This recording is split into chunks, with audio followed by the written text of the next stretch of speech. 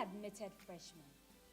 I'm Abna Sawajenfi from the University Relations Office, and I'm going to tell you a little bit about KNUST to make your transition to university life smooth, exciting, and enjoyable. KNUST began its journey in 1951 as a Kumasi College of Technology. 10 years later, in 1961, it was granted full university status, evolving into the comprehensive institution we know today. In 2005, KNUST adopted a collegiate system, organizing its academic structure into 6 colleges. We have the College of Agriculture and Natural Resources, the College of Arts and Built Environment, the College of Engineering, the College of Health Sciences, the College of Humanities and Social Sciences, and the College of Science. Additionally, the university hosts the Institute of Distance Learning, the School of Graduate Studies, and the KNUST Obuasi campus.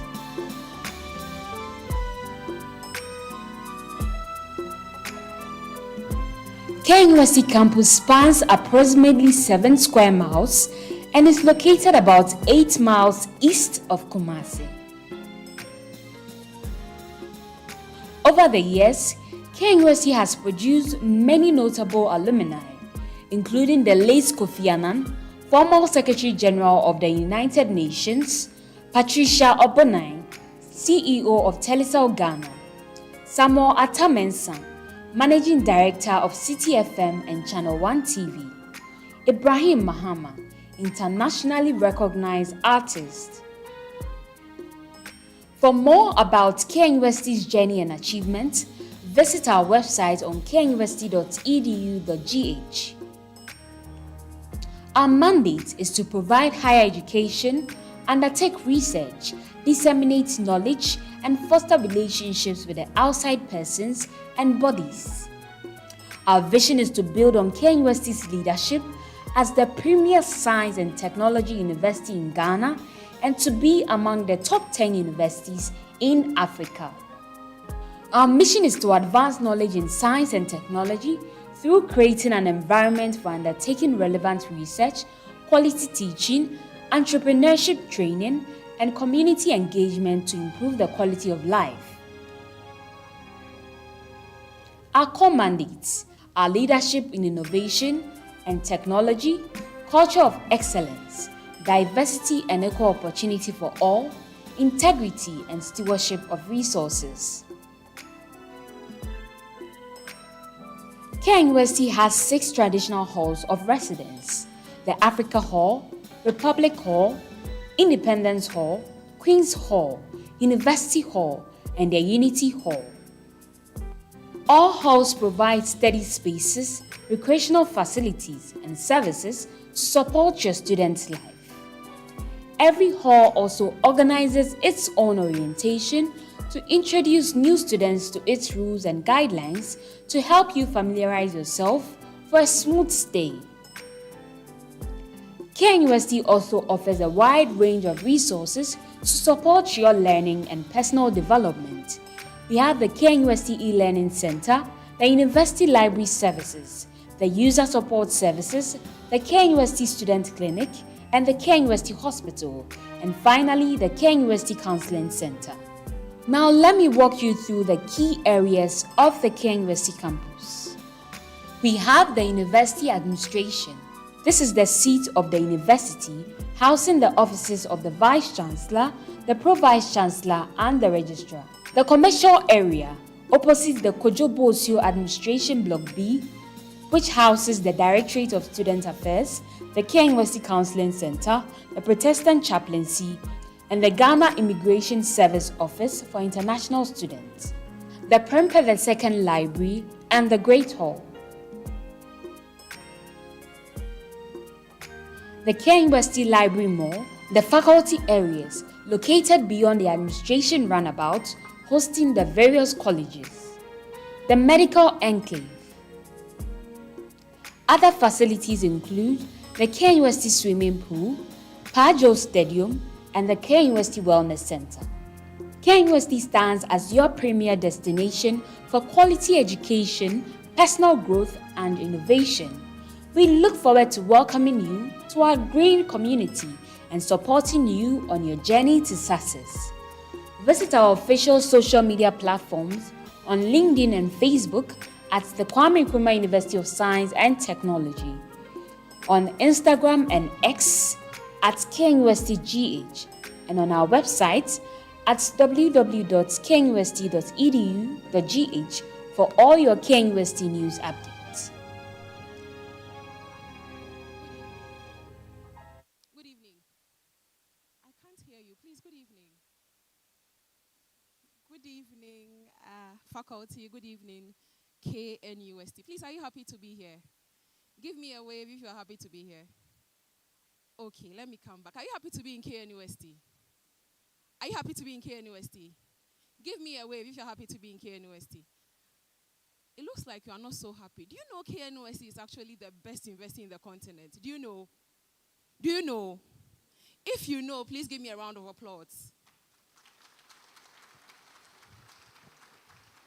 Right. And congratulations to you for making it this far. I know there are so many people who wanted to be in your shoes, but for some reason they couldn't. And so congratulations to you.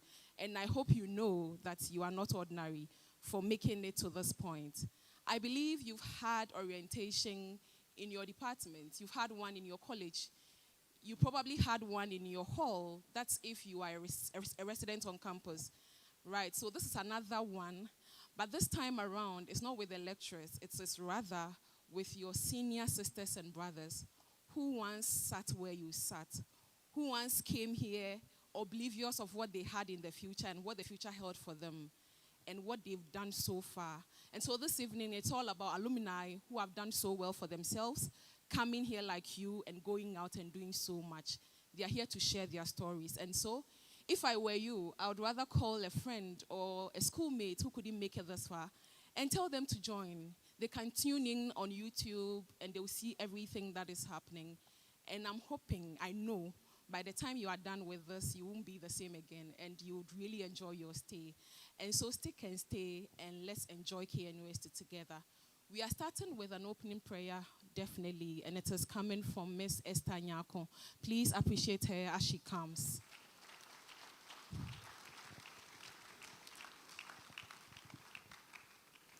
Good evening. May you please be upstanding as we have a moment of prayer.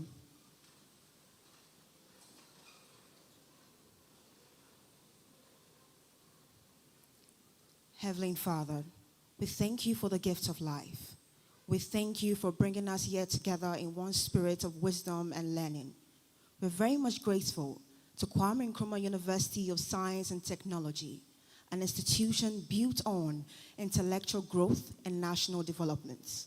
Father Lord, as we stand here today to begin the Nyansapo Series dialogue, we pray for your guidance. We pray for your clarity of thought to the discussant. We pray that you give an understanding mind, an open mind to that of the audience. And we pray that we find a purpose in every discussion that is being made. May every single idea and contribution that is being made this evening, Father Lord in heaven, we pray that will be a stepping block, a foundation for ethical leadership, for national development, and for growth in our body, our mind, and our spirits. We ask this very humbly through your Lord Jesus Christ, our Savior. Amen. Thank you very much. Please appreciate Esther. That was a powerful one. I believe the Holy Spirit is here. Okay. At this point, we would want to be on our feet and take the KNUST anthem, the university anthem, which will be led by the university choir.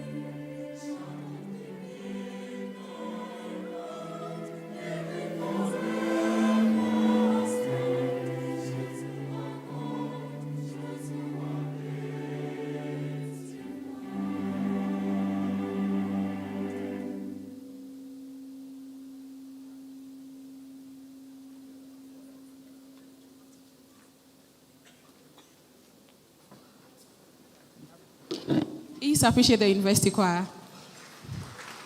So, to the freshers, this is the university anthem, and hopefully you'll be singing it again very soon at your graduation. Amen. Right, so at this point, we would want to call the SRC president to give us a welcome address. SRC president, please appreciate him as he comes. Right, so I believe he will be here soon, but while we wait for him, we would call the senior assistant registrar for the alumni office to come and give us an opening, sort of. Please appreciate her as she comes.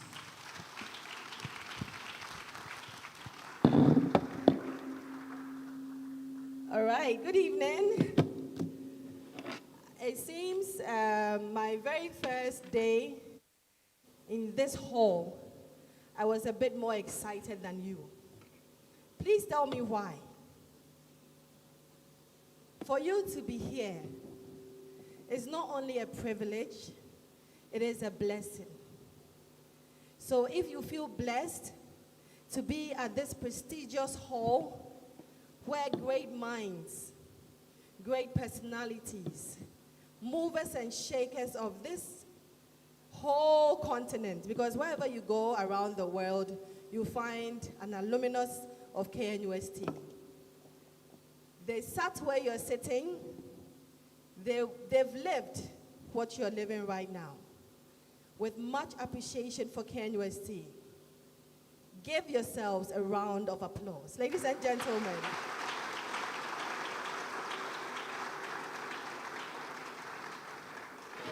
I would like to acknowledge our registrar. I'd like to acknowledge, give him a round of applause. Our registrar is here today, Mr. Wampong. I'd like to acknowledge Professor Marianne Kansa, IPO.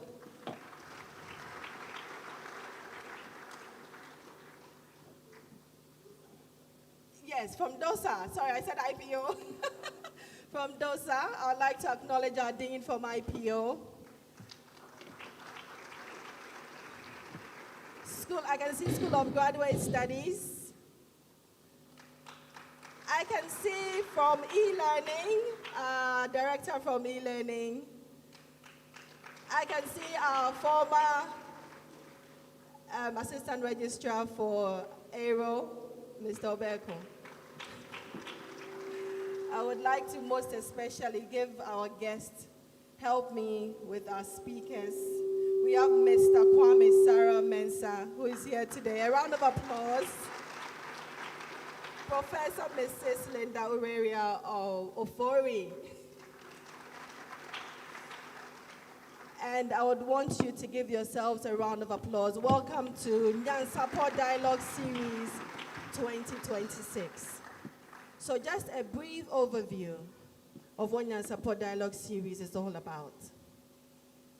As the MC rightfully said, you've had your orientation with your Hall of Residence.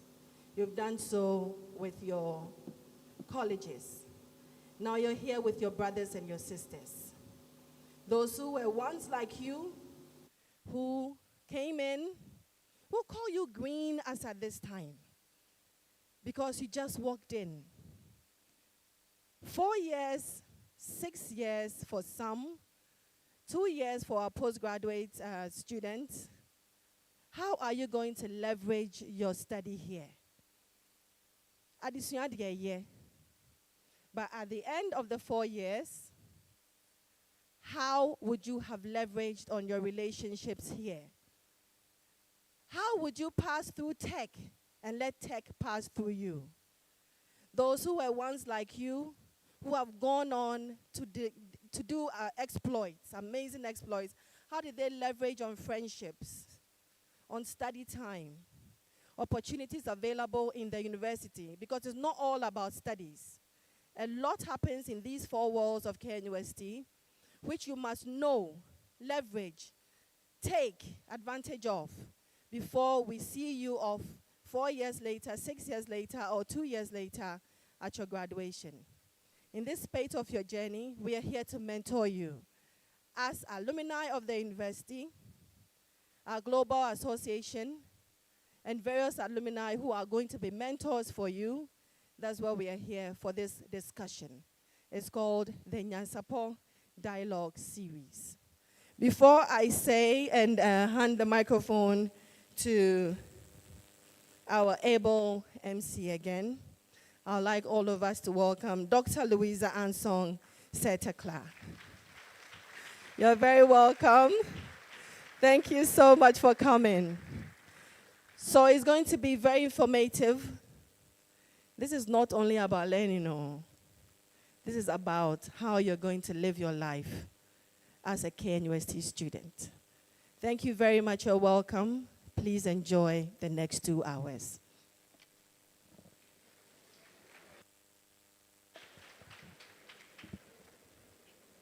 Is the two hours too much or is too small? I promise you, by the time we are done, you would beg us to continue. Trust me. You can mark us on the wall. Right. And thank you, Auntie Anita. And I'm hoping that at this point, you know what to expect. So right now, we are delving into listening to our speakers. I mean, the exact reason why we are here. And so I would want to start with our first speaker and her profile. And I hope you listen attentively, because there will be a point where you would have to ask questions. And so if you listen and you get to know her, probably you would get the details you might need to ask the questions. Right, and so she's an associate professor in theoretical and applied biology at KNUST with years of experience in teaching, research, and academic leadership. Her work in higher education and mentorship has contributed significantly to the training and development of students in the sciences, making her a strong advocate for academic excellence and lifelong learning. She was once a hall warden at the Africa Hall, and she's currently the UTAC Vice President. And ladies and gentlemen, our first speaker is none other than Professor Mrs. Linda Aurelia Ofori. Please appreciate her as she comes. Continue till she's here, please. She likes that.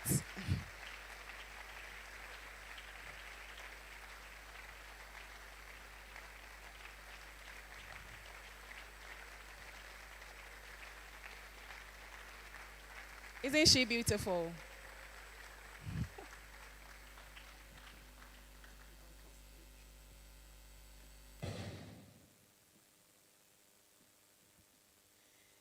Good evening. Hello. Good evening, everyone. Are you happy to be here?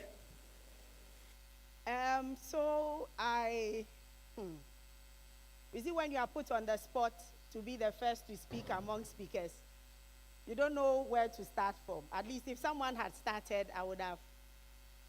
In school, your friend a perspe. Obicha perspective. Oh, you are just filling in the gaps. Did you do that in school? So be assignment now, then you go and it's much easier, you see? All right. So this evening, I'm very excited to be here. When I was told I had to come and address you and dialogue with you, I was just like, oh, what will I say?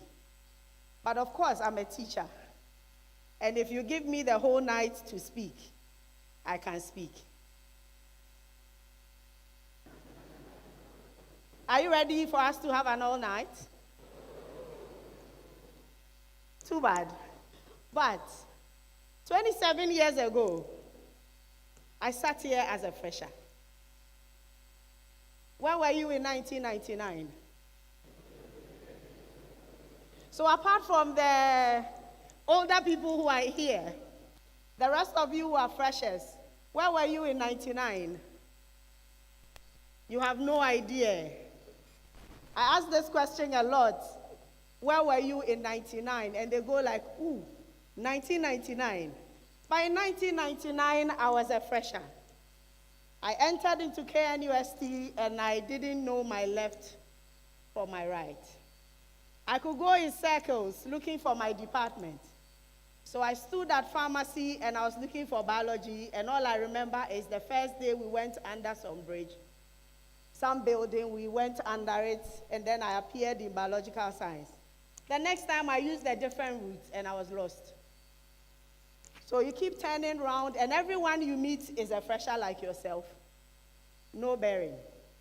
Whenever you see freshers, they are trooping in pairs or in multiples, knocking each other by the roadside, and we were lost, I'm sure, just like you feel lost. I believe there are some of you who are seated here who have no clue of what is going to happen in the next few days. Will I make it in KNUST? Will I not make it? Will I make it in my program? They said nutrition and dietetics is full of chemistry, and I did home economics. Will I make it? Ubekofie was one of the things that we were told when we were here. Someone could stand on top of the 8th floor and scream, Udiada, Ubekofie. Then you skip a beat in your heart. Will I make it? Will I not make it? I entered into biological sciences as a disappointed medical student. Do I have a witness? Disappointed medical, do you know disappointed medical students? You wanted to do medicine, and then you were given biological science, or you were given pharmacy. As you sit here, I bet you, your spirit is still roaming in the medical school building, although you don't even know where it is. You will know where it is if you came to write the entrance exam. But I beg you in the name of God to call your spirit wherever it is to join you right here in the Great Hall, and command your spirit that me and you, we came together and we will make it together. So welcome to the University of Excellence, KNUST, the best university. You are not happy, you are not clapping. Hey.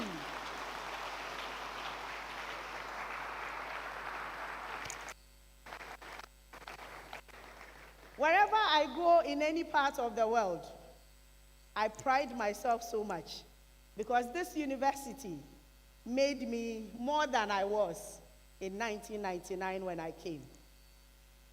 So I came in as a disappointed medical student. Biological sciences was my fourth choice. Or no, third. I got biology. When I got to biology, the idea was that in the next year, I was going to change. Biological science. And then we started the course. Hey, some plant be, some moss be, some fern be, bibi I was like, next year, major. So I had it in my mind. Until one day I met this white man who said, what program are you reading? I said, biological science. Wow, I read it too. I was like, hey, brony yebi. But that man was an expatriate minor, and he did biological science. So my perspective changed. I was like, okay, next year, let me continue and see how it goes. Then second year came. But in first year when we came, just like you are lucky you come in without continuing students. Yesterday they came. You've seen some of them. Hey, for a time it was October rush. All the boys, all over you. Have you seen me with a blue arrow? That was me in 1999. And my cohort of friends, after one orientation session, you see how our faces were so small, just like some of you. But after that incident, a fresher in the mirror, you are just looking at yourself and wondering how it's going to be. But beyond that came the fun part. There is socializing. So you have socializing in the department, socializing in the college, there is socializing at church. So in 1999, Biosa socializing, look at me, fine girl. Marry me jeans. And then me top, me good bangles. I was on top of the world. And especially when you get boys eyeing you, ish. So socializing, boys, baby. Everybody is like, ish, Charlie, what's your name? Hey, me feel Schwaz. But after that, then there is a trip here. Tomorrow there's another. I made up my mind that I came here to have fun. But I came here to learn. So in the very few weeks, there are a lot of activities, and before you know it, it's mid-semester. So look at me. Dancing to some brass band at the children's home. You're a clean-up exercise. The next minute, there is outreach. We are in the bus with colleagues and friends. What was I doing? Building a network of people that will give me support in my time here. And that is my roommate. You know where we're going? Dodi Princess at the Volta Lake. Because they said Biosa was going for a trip out of Kumasi. We were inside. We went, and when we were on the lake, I was like, hey. That time there were no mobile phones. But it was university. It is not only about certificate. So we went all out. Yes, we did church, but there was mid-sem. And let me tell you one funny thing. The first mid-semester exam I wrote, there were only 6 questions on the sheet. I sat behind that paper, biological chemistry, and I started crying in the exam room.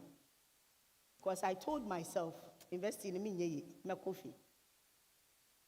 They brought the papers back. In fact, after the exam, I was the only one who cried.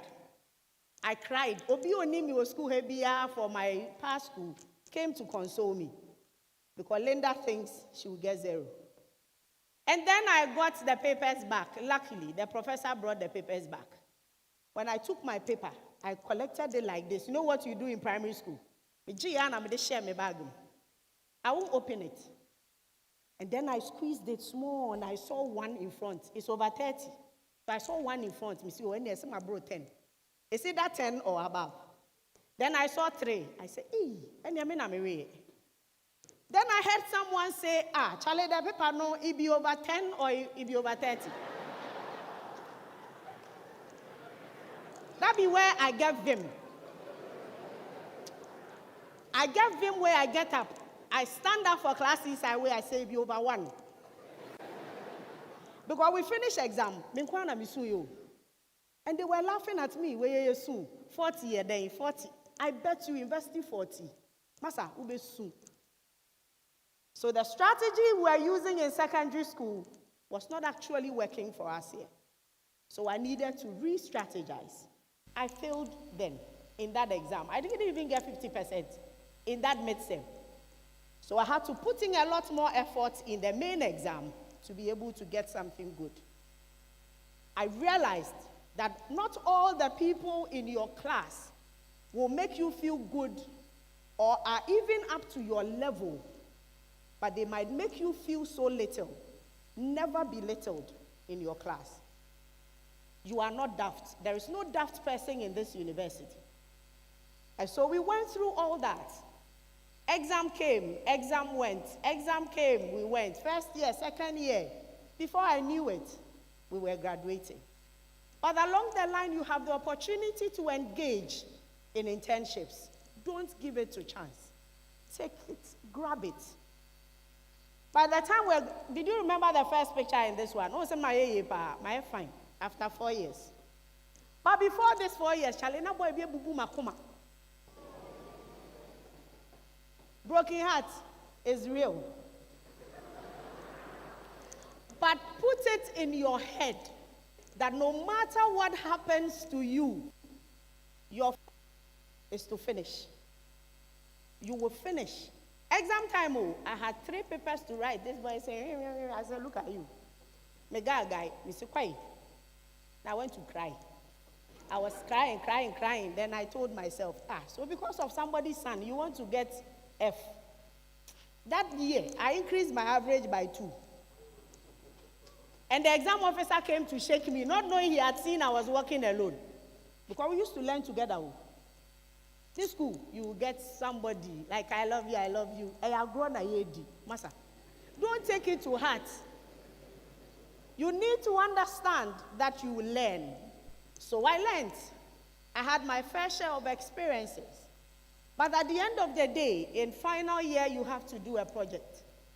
And that is when I began to see that all our certificates, all our learning is not just about your transcript.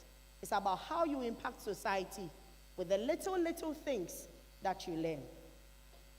And so my supervisor says, go and look at some water, look for some microbes. I said, but that was the beginning of my research experience. Rising up early or getting up early morning to go pick water for my Iduase. The Iduase I met, it's not the one you have seen. That Iduase was a village with well and borehole water. So I picked up those ones, came to the lab, I spent some time in the lab looking out, and my excitement was that I could actually rule the world. Rule the world because there is some hidden agents out there that might kill us if we don't find it. So we did all that research. Every day you see something, your mind begins to think. Because after going through the process of learning classroom work, the actual service is out there with the people in your community, with the people in your home, with the people in your room. And so everything you see, you need to ask questions. Whether you are a science student, you are an art student, whether you are an artist, even if you are painting, you need a perspective, right? So you need to see eye in every situation and try to solve it. So that was my journey. And then everyone is like, oh, Linda, you are good. You can be a lecturer. Linda, you are good. You can do this. I say, oh, sir. Then you have to go on, do postgraduate, do PhD, do this. Spend so many hours in the lab, even if you are pregnant. Then babies will come. So it is a whole journey, and it's starting right up as you sit here in this room. And so your journey is starting. My journey started in 1999 for me on this campus. I was mentored, I learned, I had my experiences. I also lived because I realized that I need to be able to let the school pass through me and not just be a member of the university and just run through the university. Nobody knows you. When I became a teaching assistant, some of my mates said, hey, girl, we pa bra maya bre. I didn't know the boys on my floor. They were all eyeing me.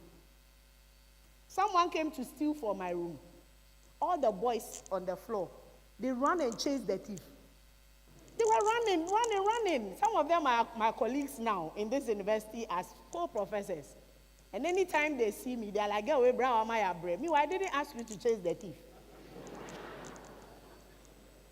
What it means is that as you are living your life every day on this campus, don't only see it as a learning of books, but relating to people. Because this life is lived with the people you meet. And I tell you, there are many people reading you than you can imagine. Every day as you walk past your hostel, your floor mates, know them. Be intentional about them. And those are the things that will help you in your tomorrow.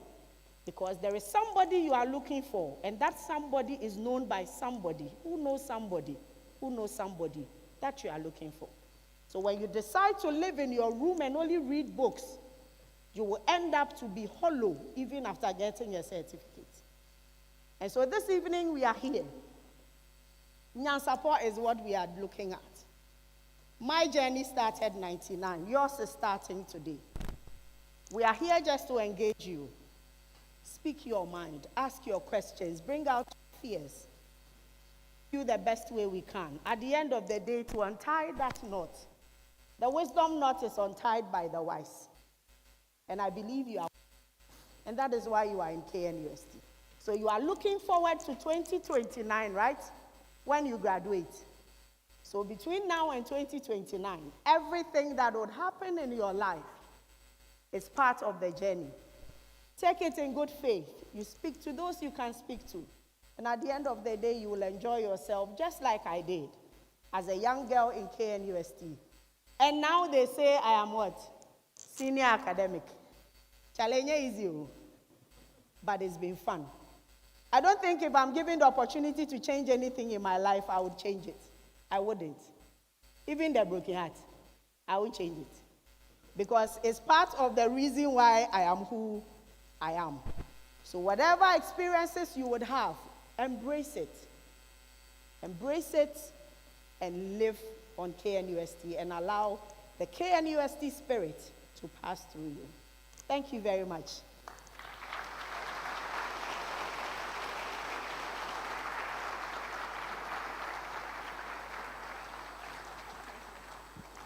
Right. Please continue. That was very powerful.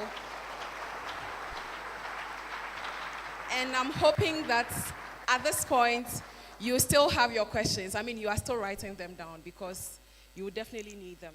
So we are taking another from our next speaker. Take your keys. And are you ready to listen to the next speaker? Oh, I can't hear. Are you ready? Okay. So the next speaker is a seasoned Ghanaian diplomat and politician with distinguished service as a former High Commissioner to India, a former Minister of State responsible for youth and sports, and a former Regional Secretary for Bono Ahafo region. He is also a former Council Chairman of KNUST. And the best part, he was an SRC president while he was here. Oh, you want to clap to that? Right. Thank you. And his journey reflects a strong commitment to leadership, public service, and institutional development. He's also a very sporty man. In fact, he's done a lot when it comes to the sports as an individual in Ghana. And so if you're a sports person here, you have interest in joining anything sporty in KNUST, I hope you have your pen and paper ready. Ladies and gentlemen, please let's appreciate Honorable Kwame Sarah Mensah as he comes.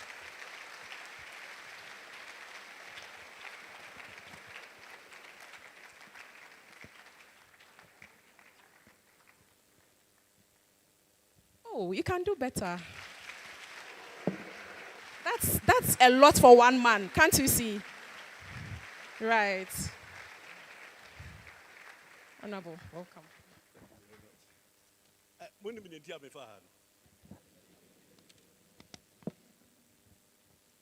When I was a student here, and the late P.V. Obing was SRC president, Dr. Buzia was the prime minister, and they wanted to abolish the student loan scheme, the student grant. He was in Katanga. He marshaled forces across here, that is P.V. Obing, that they won't listen to the speech. They want everybody to leave the hall. Eventually, when they got there, the doors were locked. And they said they couldn't come in. Security risk. At that time, there was nothing like this. So today, I wanted to use it and see how it goes.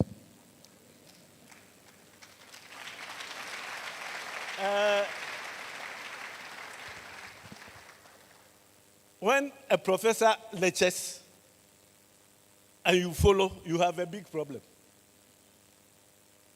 The problem being that she said someone should have started for her to do what?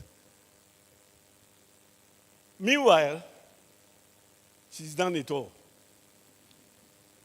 And we don't have anywhere to. Fortunately for me, I was given specific instructions. I was invited to come and talk to you and be a member of a panel, a group of persons who will have discussions with you. Meanwhile, the letter was very specific and said I should give my life's story. So, if you get bored, you are bored because somebody wrote to me to say that I should give my life story. And listening to the fact that Professor was here in 1999, I felt I should leave the room. because I was here in 1968.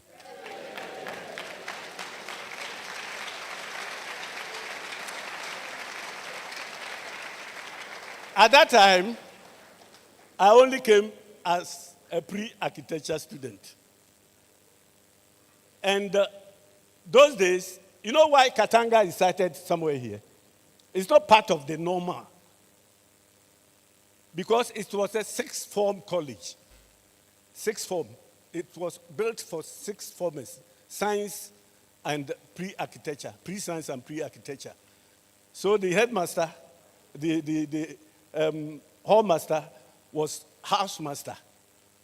He wasn't a hallmaster. He was a housemaster. So they were just going to Mecca and coming back. They were not mixing with the students because they were not graduate students. That's why Katanga, they've always been in the bush and they will always think differently. And I would begin by saying that I have had the privilege of serving this country. As an administrator, I believe you've been told that I was PNDC secretary for Bono Ahafu, that is now regional minister, for the whole of Bono Ahafu region. At that time, there was no deputy. And there was no district chief executive. So I was the only political appointee for the whole region. So I was running the region like I was a madman. And I have had the privilege of moving from Bono Ahafu to India, as was said, as High Commissioner, and later on coming back as PNDC Secretary for Youth and Sports. There, I believe one of the successes was that in 1991, I took the Starlets to Italy. And Ghana, for the first time, won the World Cup. Under 17. But then one would ask that in all this, how did you get there? And I believe that's the main question that you have to ask this evening. I had a bit of a Presbyterian education at Bechim. That's where I attended my primary school. And those days, as for Presbyterian discipline, you don't joke with it. I heard that the SRC president was to give a statement. And up to now, I haven't seen him or her. If you are not coming to give a statement, at least you should deputize somebody to stand in for you. And I believe that is the norm that we all went through. From primary level, I entered Prempeh College, where those days, sports and games was part of the academic work. We wrote exams in sports and games because there was a tutor, Charles Labte, who would take you through all the theory. So as for cricket, hockey, rugby, all those ones, we know the thing by heart, the rules. Meanwhile, we haven't seen some of the events before. At that time, I hadn't seen a number of, even gymnastics. We were doing examinations in that. And I craved the love for hockey. So I played hockey a lot over there, got to the university. Initially, in 1968, those days, there were only, the whole university, the student population was 1,750. 1750. Today, I hear you are about 50,000. That's why there are no jobs. And those days, when you are admitted, they publish your name in the dailies. That was some marks for those of us from the village. You can buy it and put it in your trunk, that your name appeared in Daily Graphic. And they put alongside your name, your hall of residence. So coming from the village, you know the hall that you are to enter. I was selected to go to Unity Hall. Unity Hall was being opened that year, 1968, September. That was when Unity Hall got its first students. I got to the Porter's Lodge, and there were 4 hefty gentlemen standing there. As soon as I mentioned my name, they said, "No, you are not here. You are supposed to go to Republic Hall." I said, "Oh, this is the Daily Graphic. They say I should be here." They said, "No way. That is not your hall." So I just kept quiet because, young boy, when you are being told by 4 people that you are not supposed to be here, you can't even ask them, "Where are you coming from?" And lo and behold, they collected my luggage, carried my luggage to Republic Hall. When I got there, there was a porter who took about 8 keys, showed me the rooms, and said I should select one. Sana had here. You see, they were opening Unity Hall for the first time. So all students had left the other halls, Katanga, Queens, blah, blah, blah. And they had gone. So there were empty spaces. So they had 8 rooms that were not occupied. So I selected one. And the next room was used for 4 of us as our ironing room. Hey, and now I said, "Dabe 66." And the underlying statement is sports opened doors for me throughout my life. And the first day at the university, because I was a sportsman, doors had opened for me. And I got people to carry my luggage. First year ni Onyangura University Mukura na Obiya Swawadaka. It's unheard of. But that was what happened in 1968. And eventually, not knowing, there was this gentleman, this Yauberima, who happened to be the chief Mongol. And he had organized things in such a way that at the end of the day, Republic Hall was termed Sports College. And we were winning virtually every sporting activity on campus. And the interesting thing was, when they changed me from Unity Hall to Republic Hall, I thought I would be dismissed from the university because the university administration had decided that I should go to Unity Hall, and I had declined it, so I should be dismissed. That's what I felt. Not knowing it was a liberal society. So if you do things and at the end of the day, you're feeling properly, you are a goner. Otherwise, no way. And I will tell you that those days we really enjoyed. Those were the days that we ate about 6 times a day. We had breakfast at about 6:37 before we go for lectures. 10 o'clock, they will bring snacks. Van, a whole van will bring snacks to the faculty. Then you come for lunch.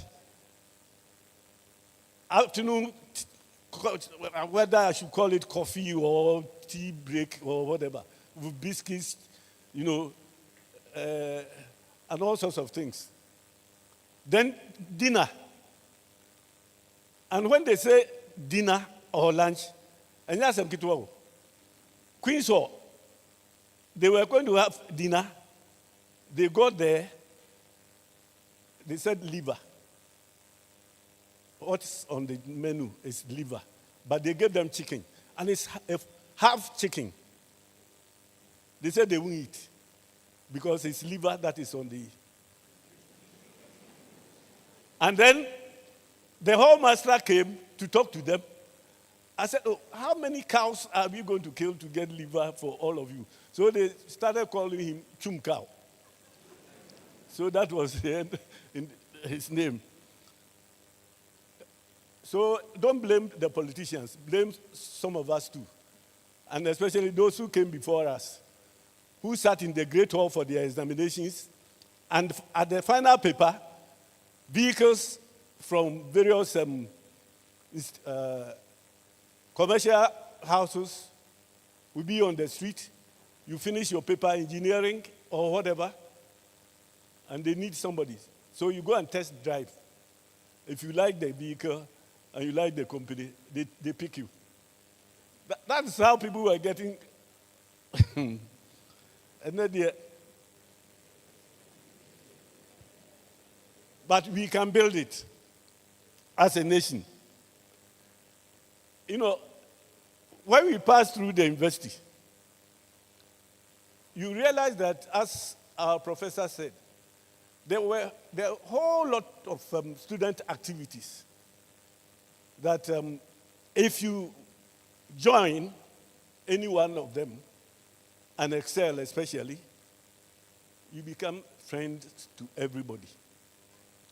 I believe that in Republic Hall, I was the sports captain. Subsequently, I became General Secretary of the Sports Union of the university in 1971. 72, we were going to have SRC elections. One Atuampia was the only person who had filed his nominations at the close of nomination. So obviously, he should have been declared SRC president. I was sitting in my room 88, Republic Hall. I stayed there for throughout my student days here. About 5 students came to me and said, you should contest the election. I said, this one, is it by force? They said, no, we think you can do it. I said, not that I can't do it, but I don't want to do it. But at the close of the argument, I had signed the papers, and they took the papers away. And after the election was one of the hottest, because this Great Hall, that's where we presented our manifestos. And that night was wow. The other candidate was from Unity Hall. And Unity Hall, they had 400 students. Republic Hall, we were about 200 and a little over 200.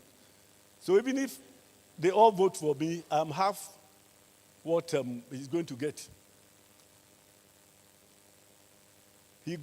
I got about 15 from Unity Hall. And Republic Hall too, they made sure that he didn't get more than 10. You know how I won the election? Kunadu Ajima Rollins was at Africa Hall. Sharia Ite was at Africa Hall. And a whole lot of them, you know, they started all these things from here because they were doing student politics. That's why they got to that level. They moved from hall to hall, the male halls. They would go to the dining hall and eat with them and campaign for me.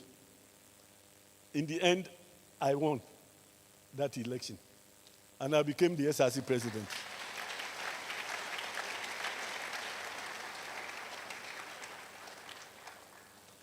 You know, during that period, I captained the university hockey team to win the Ghana University Games in 71 and 1970 and 72. It was biannual. And then the West Africa University Games. We used to have West Africa University Games. We won the gold in hockey in Lagos in 71, and then 73, the games were held at KNUST, and we won. So hockey really made me popular on this campus. Between 72 and 77, I was a member of the national hockey team. and played more than 50 international matches for Ghana. In 1974, I was on the team that won the Africa Cup in Cairo, and I was declared the best defender in Africa.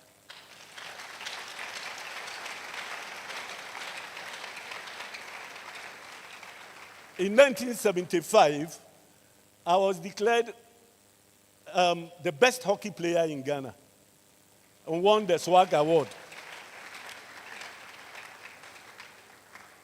President Atamil's Ambassador Kwesi Ahoy, Mr. Wia Nyamiche, who was Chief Executive of Minerals Commission, Mr. KNUST was the Chief Accountant of Ghana Commercial Bank, and a whole lot of them were my playing mates. So that is the networking that Prof was talking about. Me, my networking was on the hockey pitch. So I could use hockey, and because people got to know me through hockey, as soon as I mentioned, Simon Sir, take him. Even if it's Simon Sir, are you related to Simon Sir? Oh, he's my father. Oh, take him.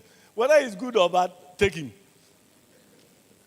So what I want to stress is, at a certain point in time, it's not going to be the first-class certificate that you are holding that's going to get you a job. Everybody has gotten first class. I'm not saying don't get first class. Everybody has gotten it. But what is going to propel you in life? And that's where when people start saying whom you know. Because in 74,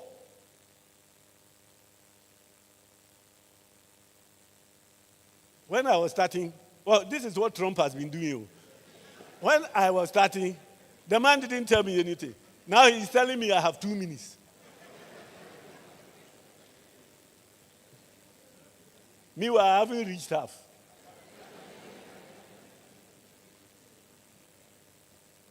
In 1974, after the Africa Cup, the chief accountant of GCB, Commercial Bank, at that time, Mr. KNUST, came to me and said, "Do you want to be employed at Ghana Commercial Bank?" I said, "Yes, why not?" Then he said, "Just give me your CV." And it was done. What was the reason? Because they wanted to set up a hockey team at Ghana Commercial Bank. And they wanted me to be there. So hockey, Manya Bank free. I was there after 5 years. I decided I need a change. The university advertised for estate officer. I applied. I came for the interview. The vice chancellor at that time, my head of department at that time, Professor Benakwe, and a whole lot of them at the council chamber.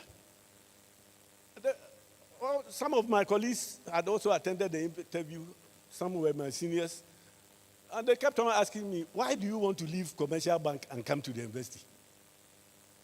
I said, "I just think that I should leave." I didn't tell them the main reason. At the end of the day, you know why they were asking me? Salary. I knew what they were getting at the university. When I resigned from the Commercial Bank, when I was receiving my salary, which was higher than the university, my traveling, I was at the evaluation department, and we were going throughout the country. Whoever wanted the loan at Ghana Commercial Bank, somebody from our office would have to travel. So you can imagine the TNT I was receiving at the end of the month. When I got to the university, my take-home pay was about 50% less than what I was getting at Commercial Bank. But I didn't feel bad. You know why? I think God was telling me to leave Commercial Bank. Because 2 years after I had left, they dissolved my department and decided to outsource the valuation work to private individuals. So all my colleagues there became on base. And I had a job which was paying me 50% higher than what they were receiving at that time because they had no job.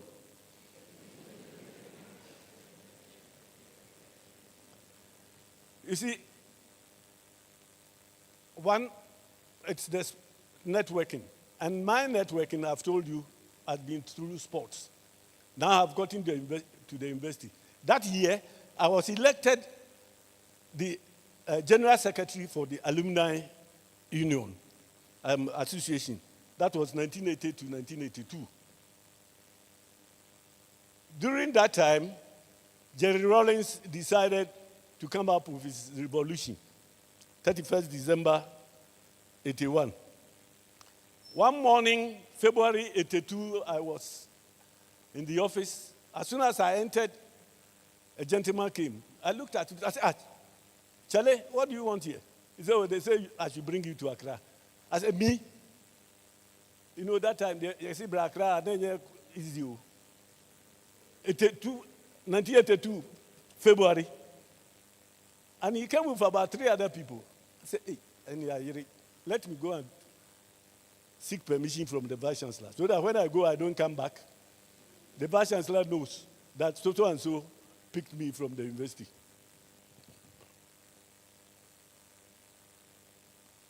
And it was no other person than lawyer Chachu Chikata.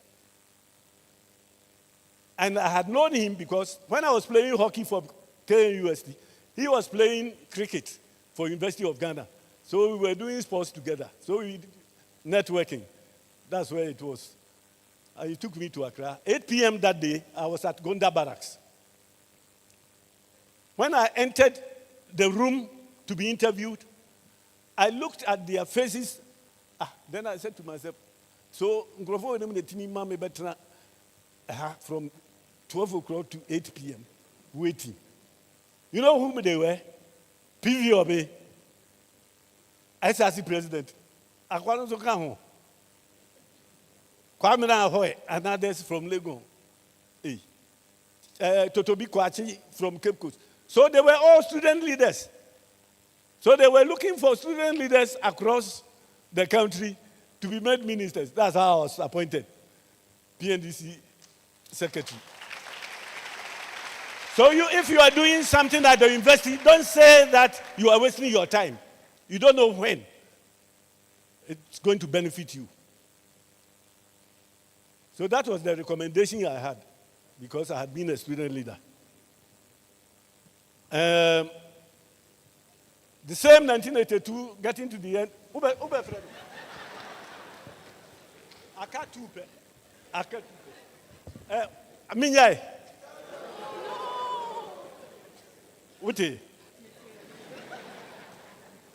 Look, let me give you this bit.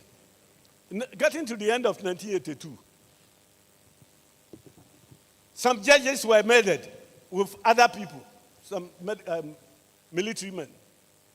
I believe you might have heard the story. They were kidnapped from their homes and murdered. I was then the regional secretary for Bonahafu, that is regional minister for Bonahafu. The very day that it was announced on radio that a PNDC member was involved, I resigned from the government. When it was announced that Amatekwe was a member or he took part in that murderous act, I resigned. I came back to the university, and interestingly, everybody at the university was afraid of me because I was associated with the government. You know what they did? They went behind me and arranged for a scholarship at British Council for me to go to London, Oxford University.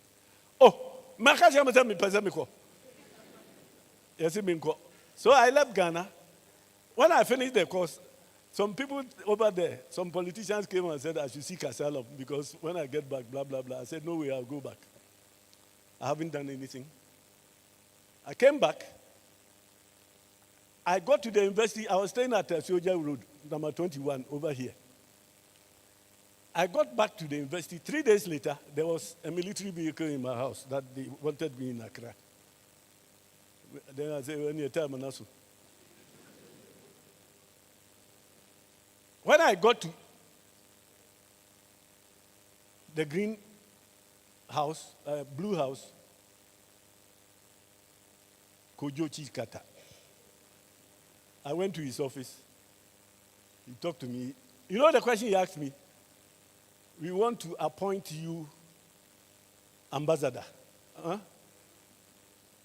India or Yugoslavia, where do you want to go? I said India. That's how I got appointed. Somebody who has resigned from the government, which has been accused of murdering somebody, and you have written, put it on paper to go and give to them that you have resigned because of this. Then within a few months, they come and tell you that they want to make you ambassador. I went. 5 years later, they said, come back. I came back. That's how Ghana won the World Cup, because I came back to youth and sports, and that's what happened.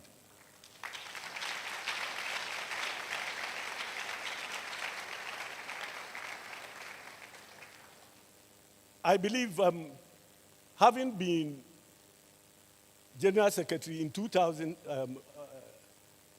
General Secretary of the association, in 2000, when there was going to be an election here at the Great Hall, and I contested, I was voted for as the alumni president, and then served on council for 4 years, from 2001 to 2004. Between 2009 and 2017, I was appointed government nominee to serve on the University Council again. And in those 2 periods, I happened to sit on the search committee and interviewed persons for appointment. So we appointed 4 consecutive vice chancellors, and I sat on each one of them as a member of the search committee, apart from finance officer, director of works, and others that were appointed. So the association, so when you are coming, you know exactly that there is something ahead of you. If you tune in well, it will benefit you in life in future. And I believe during that period that I was in council, I was selected to go and join the Committee of Public Universities of Ghana, Negotiating Committee of Public University Salaries. And I chaired. That's how university professors and others, you had something on your salary. And I'm happy to state that the UTAC was pleased with what I did and honored me in this great hall in 2007.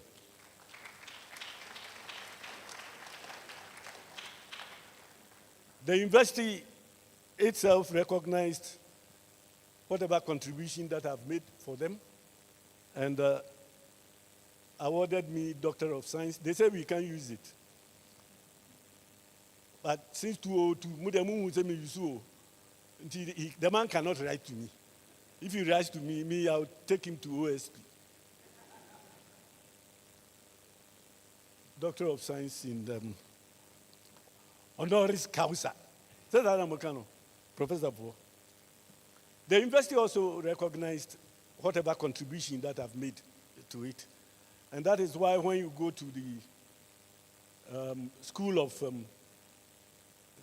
Business, you have the auditorium named after somebody, they say Sarah Mensah Auditorium. It's no other person than me.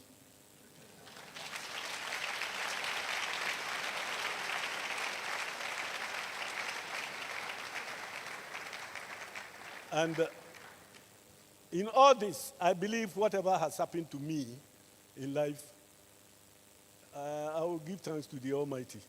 Because even in my ripe age, He's decided that I should assist in the development of my community. To understand that through sports, I had a recommendation. Because subsequently, I retired from hockey and I decided to play golf. And I was captain of Achimota Golf Club for a period. And within that period, Newmont, Ghana Gold Limited was setting up their half of mine. They talked to somebody at the club who introduced me to the general manager. And I was appointed co-moderator. And then chairman of the board of trustees to manage a fund of $3 to $4 million a year to develop the community. And that is what I've been doing. And in 2014, I had to go to Brussels to receive an award. Hey, what does it now? Next time, when you want me to speak, tell me synopsis. So in 2014, my foundation won that award in Brussels, and I had to go and collect it. I think, you know why? I see that those who are behind are sleeping, so that ends my story. And all that I'm saying is, study hard, get your first class, but don't study only with your mind on your studies. Make sure that you do some other activity on campus so that other students too get to know you. In future, you don't know who is going to be head of state. And if he's your classmate and you don't talk to each other, you won't get any post. Thank you very much.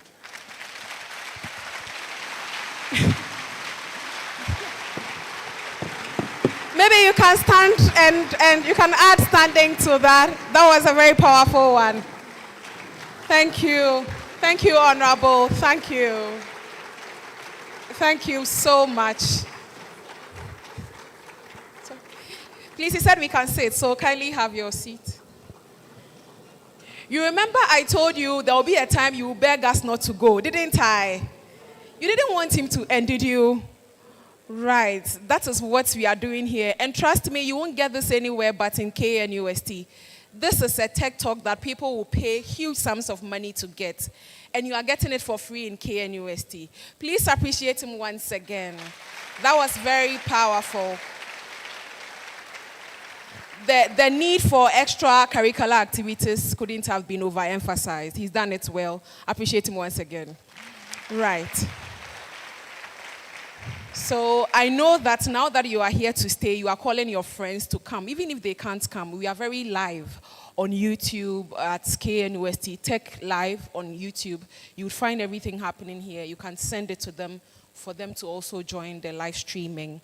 So at this point, before we go to our last speaker, the SRC president is here.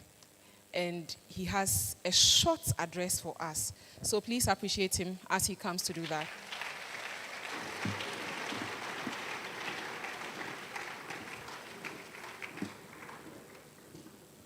Oh, are you done?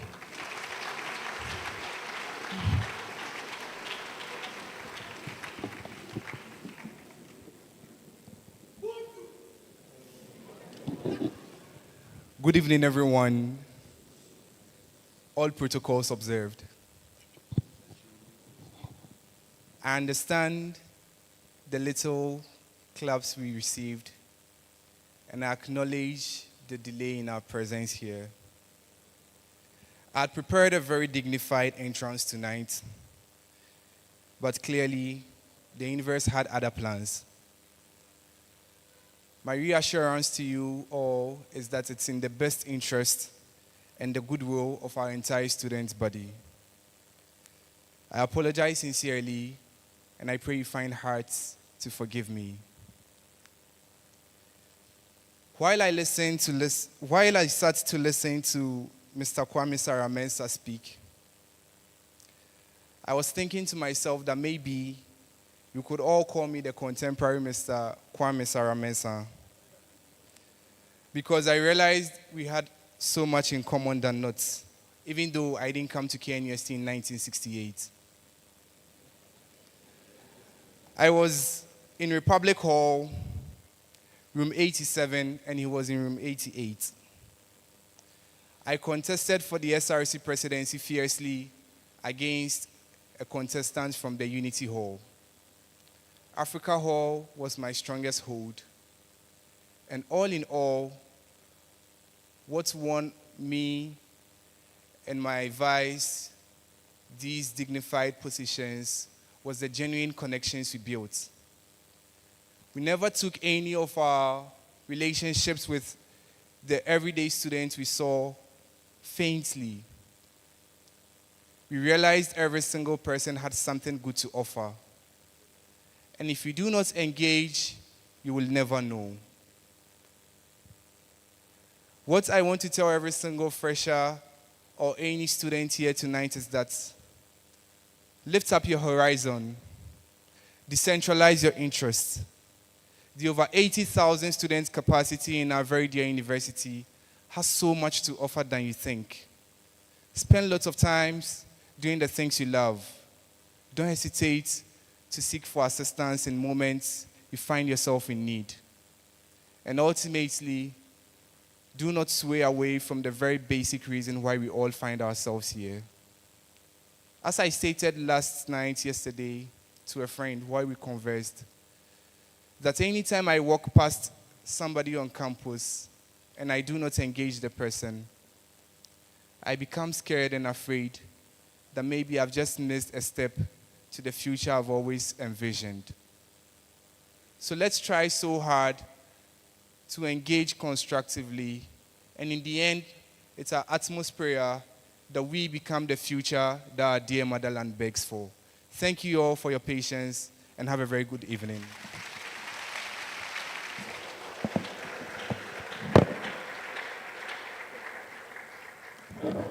Right, so that is your SRC president. Maybe you can do another one for him. Okay, so we move on to the next speaker. So she is an exceptional dental surgeon and public health practitioner whose journey embodies academic excellence, service, and purposeful leadership in healthcare, both in Ghana and beyond. From the early stages of her career, she distinguished herself through an unwavering commitment to excellence and compassionate patient care, guided by a strong belief that oral health is fundamental to overall well-being. She has consistently championed innovation, prevention, and public health education, earning her admiration within the dental and wider healthcare community. She obtained her Bachelor of Dental Surgery degree from the Kwame Nkrumah University of Science and Technology in 2016, graduating with distinction. During her academic journey, she received 6 out of 9 academic awards, including the prestigious overall Best Student Prize. In 2022, she further strengthened her impact by obtaining a master's degree in public health from the Ghana Institute of Management and Public Administration, GIMPA. Her contributions have been acknowledged through numerous accolades. Notably, she was honored as Outstanding Woman in Health at the 2021 Ghana Outstanding Women Awards and was named Health and Fitness Influencer of the Year at the 2021 and 2025 Pulse Influencer Awards. These recognitions reflect her dedication to national development and her commitment to giving back to society. Currently, she serves as the official FDI World Dental Federation Ambassador for World Oral Health Day 2025, marking her 4th consecutive appointment to this prestigious global role. Through this platform, she continued to champion oral hygiene as a fundamental pillar of all overall health and well-being. She's also a brand ambassador for Verna Mineral Water, Chandor Cosmetics, and Unichem Ghana, further amplifying her advocacy for accessible and preventive healthcare. Beyond her professional accomplishments, she is a devoted wife and mother. She is married to internationally acclaimed music icon, Stonebwoy, And together, they are blessed with two, wonderful children. Ladies and gentlemen, our next speaker is none other than Dr. Louisa Satekla. Please appreciate her.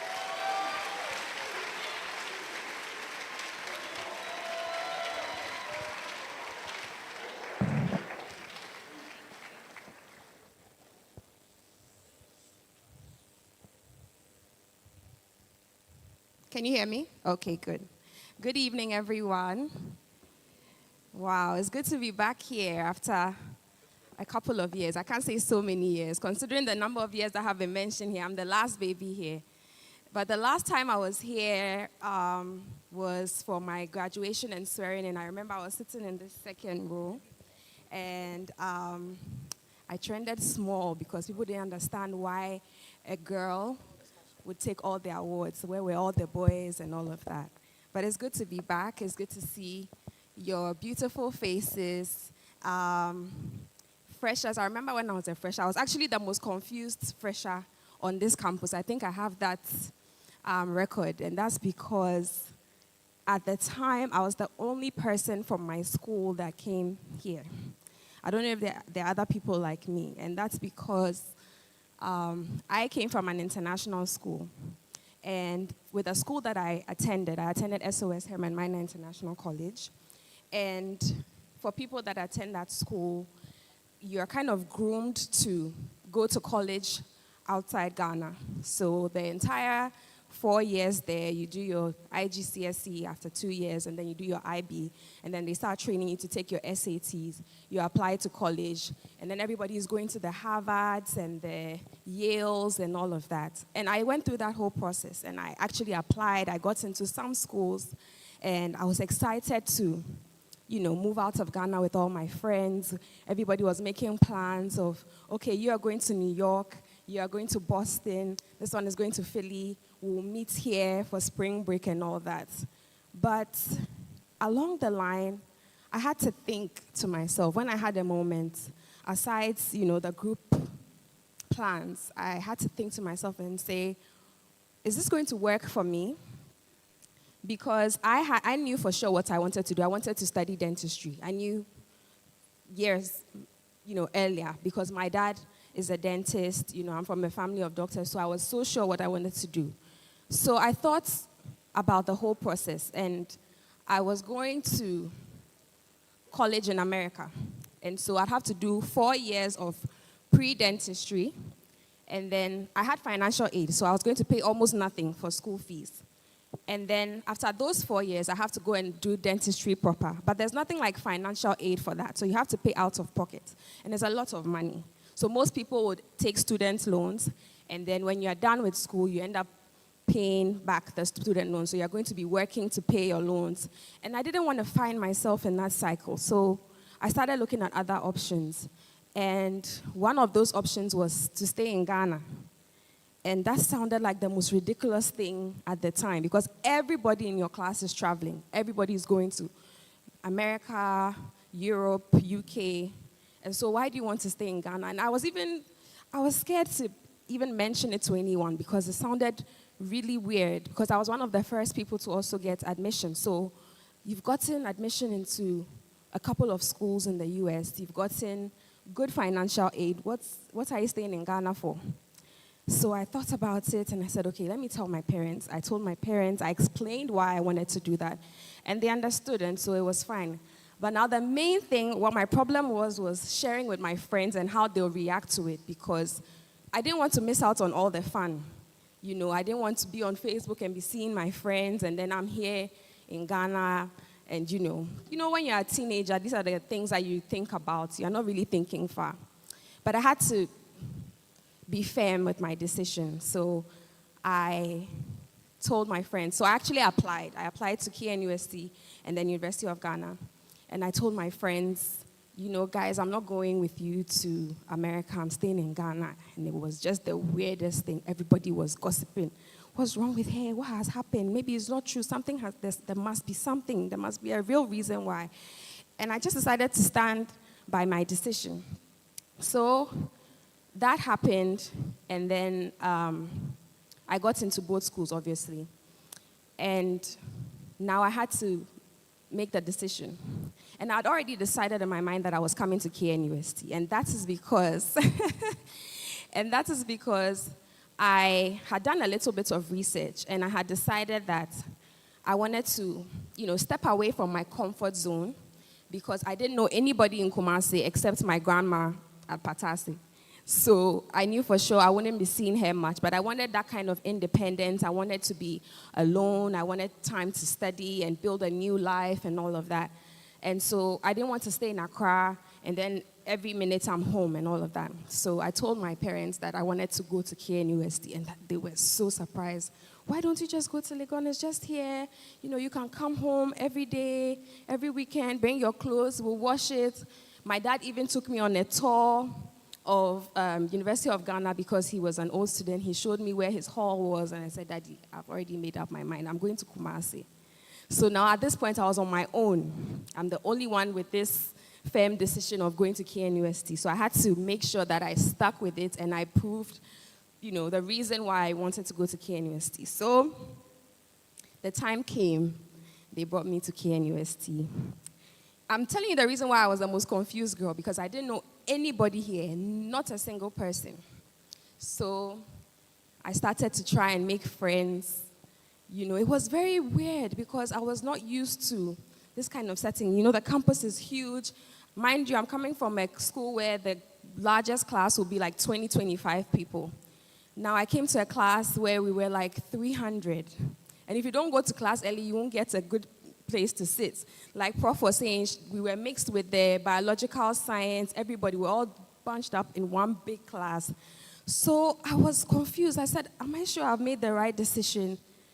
Then I'll go on Facebook. I'll see those who have gone to Boston and New York. They will be posing in the snow. This one will post something here. They will meet here. And I say, hey, me too, I'm here in Kumasi. After lectures, go to SMS. I don't know if that fufu is still there. The friends that I had made, that was how, I used to encourage myself, that, at least I have friends that will go and eat fufu. I couldn't post that one on Facebook, but at least it was a way to make myself feel better. And when Sarah was talking about Katanga, it sent chills down my spine, and I was trying to remember why. Sometimes the brain is funny. You react before you even think about why you're reacting. And I remembered my very first experience with Katanga. When I first came to the school, I was still trying to figure my way out, trying to find the best spots to go and study. So I went somewhere around Brunei to go and study. And when I was coming, no one told me. I didn't know what Katanga was. I didn't know what charging was. I didn't know what any of these things were. So I've closed in the night. I'm going back to my hostel. And I saw this group of guys standing there shouting. I was like, hey, who are these? Let me just pass. And then as I was going, I realized that the guys were just caving in on my car. So I was scared. I thought they were like armed robbers or something, and they were coming with fire, and I was like, hey, what is this? What am I going to do? So I started reversing, and then I went and fell into a gutter, and they surrounded my car. Hey, who are you? Where are you going? Come, get down. Where are you from? So at that time, I had made a special friend. Prof was talking about special friends that you make, those who are eyeing you. So he was some buff guy. So I called him quickly. I was like, I'm here, I'm in front of this place. I described it, and then quickly he came with his friends, and he was an old Katanga boy. So he came, and then he stacked all of them, and then they moved my car out of the gutter, and I was like, never again, Katanga. So I never ever, I think for my 3 years on campus, I never passed in front of that Katanga Road. No matter where I'm going, I'll find a way, but not pass in front of Katanga. So these are some of the experiences that made me really rethink it in the first couple of weeks. I was like, hey, am I sure? Because I can't complain to anybody. Your parents that you're going to try and complain to, they warned you, they told you, stay in Accra, and then you wanted to go to, Kumasi, step out of your comfort zone and all of that. But in all of these, it taught me that sometimes the decision that you'd have to go with is not the most glamorous one. Because at the end of the day, fast forward to many years down the line, I think that KNUST has really shaped me into who I am. There's so many lessons that I learned here. There's so many experiences that I couldn't have, gotten anywhere else. So all of these are parts of the reasons why it's important to stand firm with your decision. The fact that you are here alone just know that you're at the right place because this is a school of excellence. I love the fact that in KNUST, there's positive peer pressure. And when, during rapport and, all of those whole weeks, sometimes you have friends visiting from other schools. And then my friends will come and say, hey, you people, you are serious in this school, or it's rapport, but you still see people going to the reading room, people going to the library. And it's simply because there's a collective spirit of excellence, there's a collective spirit of progression when it comes. Everybody here is serious because we know we are in school, we are here to learn and all of that. That doesn't mean we don't have a good time. And I'll talk about balance because both our previous speakers have spoken about the importance of balance. There's that collective spirit where, I don't know if it still happens, but when I was here, when it's around 6, 7, and then you come to campus, you see almost everybody walking towards faculty. Everybody is going to study. And even when you don't want to study, there's some kind of peer pressure that, engulfs you where you're like, hey, let me join them. And I did that a bit too much because now I didn't want to, lose out on anything. And mind you, like I said, the school I came from was a bit different. I had to get used to things like PASCO. I didn't know that PASCO is a very important part of university. So after the first exam, when they're like, hey, it dropped, this one dropped. And I was like, what dropped? And then I went and saw that, there are some past questions. And they're like, hey, you have to, PASCO is part of the whole, experience in university. So you have to get used to those things. So I started joining group studies. At a point, I was in like 4 or 5 different group studies. My friends will come and they'll see me in these groups and they're like, hey, you are here too. And I'm like, yes, I'm here. I don't want to miss out on any information. So I had to find my way to mix up. And that was a way of socializing. When we talk about balance, that was a way of socializing for me. But socializing is a big deal. And I think that has been really emphasized. And then coming from me, who's one of the younger speakers, I would like to really emphasize the importance of socializing and, developing a balance. Because you can't pour from an empty cup. If you are always focused on just academics all the time, it's books, books, books, you realize that you become drained at a point. And yes, there's a lot of pressure, especially, I don't know, for those of you here who are from School of Medical Sciences, there's a lot of pressure. At least at the time I was here, it was only in SMS that they publish your results with your name and everything. So you see people coming from engineering, business school, everybody's coming to check their friends, their medical student friends, whether their names are on the list. So if you are the type who has been doing 2 known in the hall, they'll come and check and see what you got. And that alone was pressure. And it was also some sort of motivation. So with all of those things, they help to build who you are. And most of the friendships that I made here, most of the acquaintances that I made here, I still have them professionally and, socially. I met people here. I nurtured friendships. I joined clubs. Aside, study groups, social clubs, church groups, and all of these things. These are ways that you also get to interact with people, get to meet new people, try to learn about the way people think, because we're all coming from different backgrounds. It's not enough to say you're going to sit in your corner with a few friends, maybe your roommates, and these are the only people that you work with.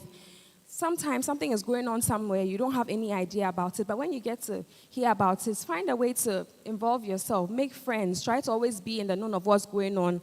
You can't be everywhere all the time, but at least try to, interact with people and make good connections and good friendships, because outside the 4 years, some of these connections is what's going to help you to get a post like what Sir mentioned earlier, and all of these things are very, very important. And so when it comes to, even under socializing, Sir mentioned campaign. His time, he was SRC president, and how some of his friends, some of the big names he mentioned, helped him to campaign. I was also involved in that, even though I didn't take up any role. A friend of mine of blessed memory, he passed, unfortunately, some years ago. He was standing for SRC president. And so I joined the group of people who were helping him with his campaign. And funny enough, for some reason, when I came to this school, people assumed I wasn't Ghanaian. So when people see me, they start talking about me in Tree, and they somehow assume that I don't understand what they're saying.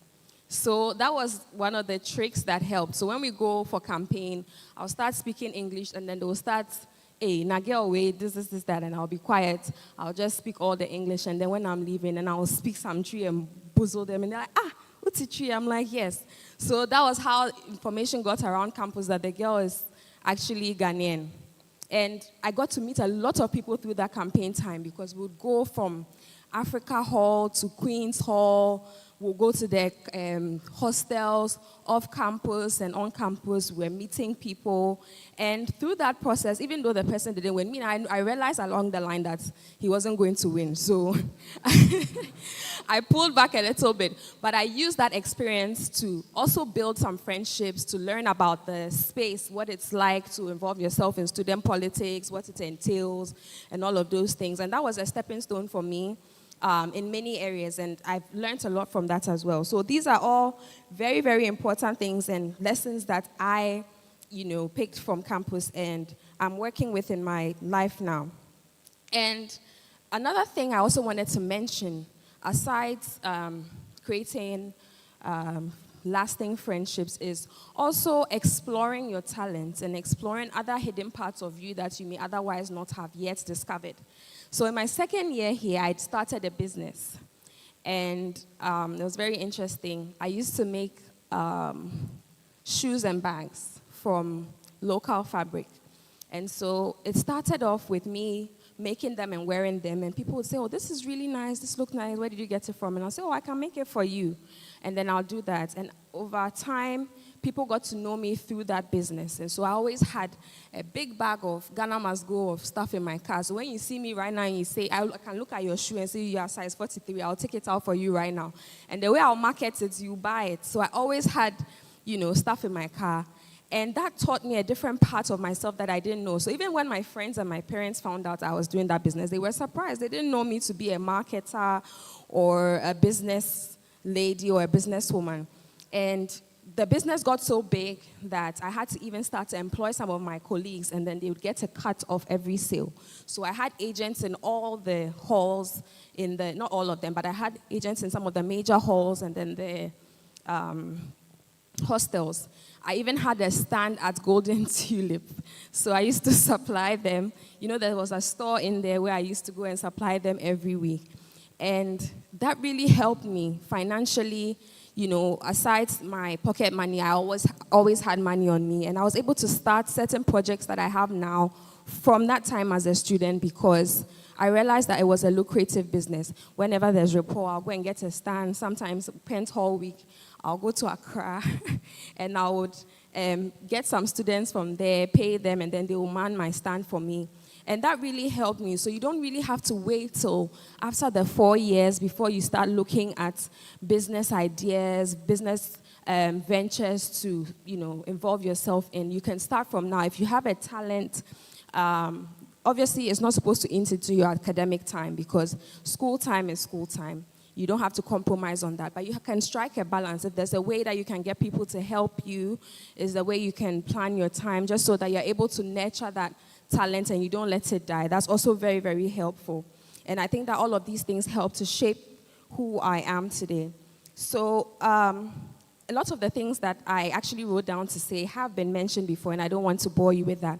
So I just have a few pointers that I wanted to leave you with before I leave the stage today. And the first is that, obviously, your parents have told you this before you came here, but it's important to take your studies seriously, but don't forget to live. The balance is very important. Most of you will find your husbands here. They may be on campus. Some of them may not be on campus. And I know some of you have heard some stories about how I met my husband. I like to keep it a mystery. Sometimes I lie. Sometimes he lies. We just want it to be mysterious. But it was associated with this school. And my time here taught me that. And that was because I was also socializing aside my academics, even though I was very strict with my academics and spending time developing habits. And that's another very important thing. In KNUST, I think discipline over motivation. Because sometimes you can be so motivated, but if that discipline is not there, you don't develop a habit where okay, from 7 to 10 p.m. every day, I'm supposed to be behind my book, no matter where I am. Even if I'm not on campus, I should have some sort of reading material that I'm reading. It becomes a habit. And then even after school, it becomes part of you. You know that within a certain time period, there's something you're supposed to be doing, and you always find a way to do that. Very, very important. So that balance is very important.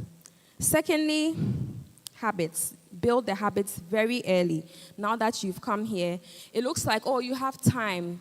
Prof said you're graduating in 2029, but time flies really fast. So it's important to start to develop the habits very early. Attendance to class, library time, group study time, all of these things, you should have them structured so that when there's a routine, it's very easy for you to maneuver yourself through the routine. But when it's very haphazard and you don't really have a routine, it's hard to even keep yourself on track and to assess yourself and see how well you're doing. So this is also very, very important. And then surround yourself with people who would push you forward. There are some friends who only call you when they are going to chill. So it's important that you note all of these things. You should have people around you that are lifting you. If you have, it's also good to compartmentalize your friends. You know that these ones, I shouldn't always go when they call me because it's only about chilling. There are some too who call you when it comes to academics. There are some who also call you and say, oh, there's this symposium going on here. Let's go and, listen. There's this mentorship program going on here. All of these are very important. So it's important to surround yourself with people that can push you in the right direction. And I always say, make meaningful friendships. Friendships that benefit you, as well as benefit the other person as well. So you should also have something to give, but it's very important to make meaningful friendships because at the end of the 4 years, you're going to look back and try to figure out what did you do in those 4 years? What are the kind of friendships that you made? What's the kind of impact that those friendships made in your life? It's very, very important. And then explore your interests and build your skills. So like I said, I started a business in my second year. I never knew that I had that in me until I tried. It wasn't successful from the beginning, but I kept trying and it became very successful. And I was able to use that to benefit myself and even the people around me because I benefited from that financially a lot. So it's important to explore and try to build those skills that you may have. And then lastly, do not be afraid to step out of your comfort zone. I ended up here because I stepped out of my comfort zone. I went against the status quo. I ignored what the gossip would have been as to why I decided to stay in Ghana and all of that. And eventually, it all worked out for me. My friends that went to the US, my friends who wanted to do medicine, who ended up going to the US, after those 4 years, they came back to Ghana. Because first of all, it's not very easy to compete with all of those people there who are nationals of those countries. And then finally, when you get in, you have to pay a lot of money for the course, or you end up with student loans that you have to pay many years. So most of them weighed the options and decided to come back to Ghana. By the time they came, I was already a doctor and I was practicing, but they now had to come back and start, medical school all over again. And many of them are some years my junior. So it's important to take all of these into consideration and step out of your comfort zone sometimes and stand firm on your decisions. And don't forget to pray. Prayer is a very important part of your time here because we're all from different backgrounds, we're from different upbringings, and there are different energies. And you have to be firm in who you are, just so that, because like Prof said, there are some people who are so firm and so confident in who they are, but they may not be that solid. They just have the confidence. So you have to be firm and believe in who you are and what you have inside of you. And whenever you have a decision that you want to take, consider it yourself and speak to somebody. Pick mentors. It's very important. Your time here, they can be your seniors, they can be members of the faculty. Just speak to them when there's something that's, you're bothering your mind, you're not too sure about. It's always good to ask somebody. There's no harm in trying to ask or to reach out to somebody because they have years of experience that you don't have. You are just coming. And so it's good to always cross-check certain things before you take certain decisions. So I'd like to say that even though my journey is not perfect, I'm not done yet. I'm only halfway through, not even halfway, considering the number of years that have been mentioned. I think that I am very proud of the school that I attended. You are in a school of excellence. The fact that you are here alone, half of the journey or half of the work has been done. Now it's up to you to make your time here worth it. Making the best decisions, being at the right place at the right time, finding good support systems and friends to interact with and build lasting friendships with. And hopefully by the end of the 4 years, when you look back, you'd also be very proud of yourself. So congratulations for making it here, and the very best of wishes to you on your 4-year journey here. Thank you very much.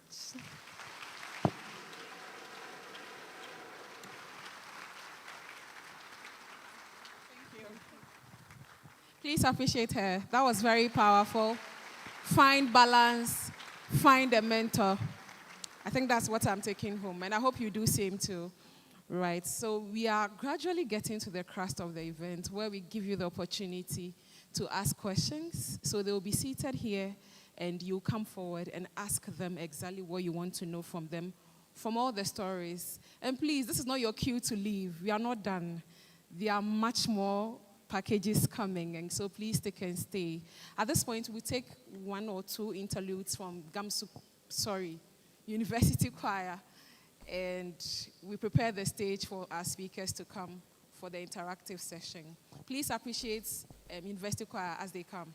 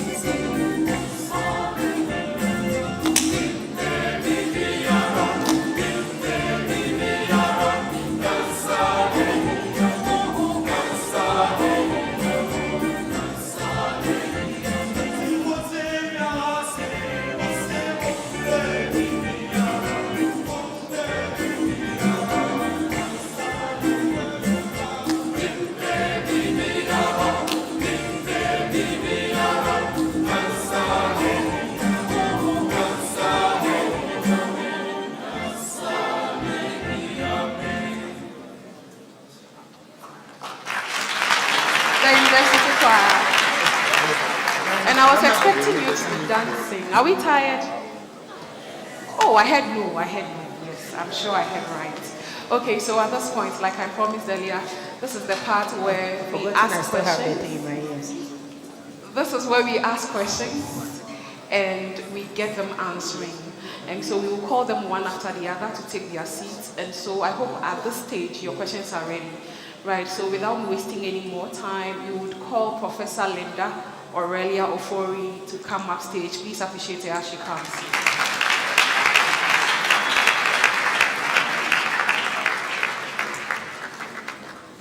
Right. Oh, are you done? After all you've heard, I thought this was an opportunity to appreciate her even more.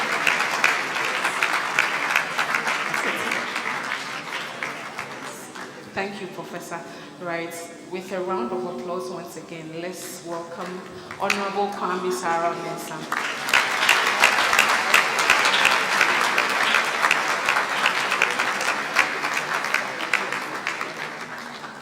Oh, he's not here.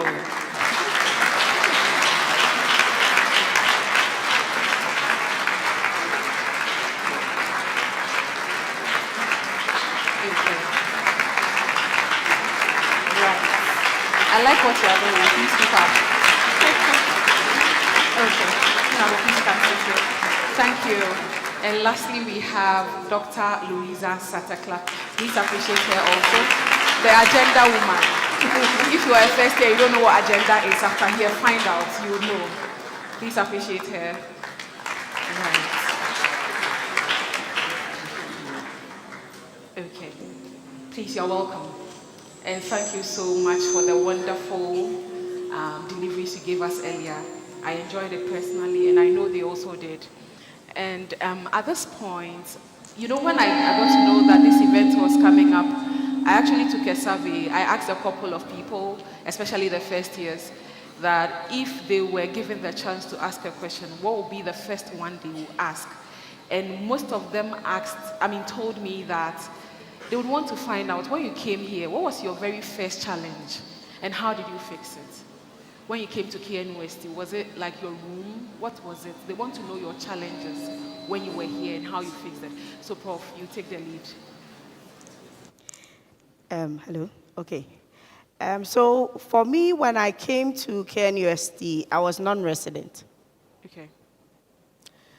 I didn't have a hall. So I had to put up with a friend and in their house around the cabin. So those of you who know Kumasi, around the MTN office, opposite the MTN office, my friend's parents had a home there. So they had to move from Kwadaso Estate to live there, just so we can be closer to campus. Okay. So myself and another friend from Holy Child, plus their daughter, were given one room to live in. Okay. And we had to shuttle between Susanso and Tech for 7:15 a.m. lecture. Wow. And so that was the challenge That right was a from the challenge. beginning. And how did you fix it? And of course, I mean, those times you could actually go to the hall and be pushing to get a room. So early part of the semester, I didn't have a room.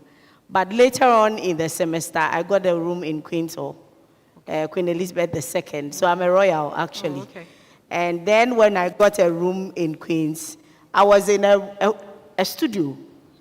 That was close to like a dormitory. So there were officially supposed to be 2, 4, 6 of us.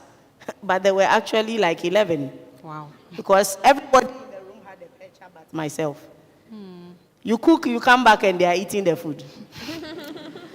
So I had to find a way to fix it by moving my food to my friend's room.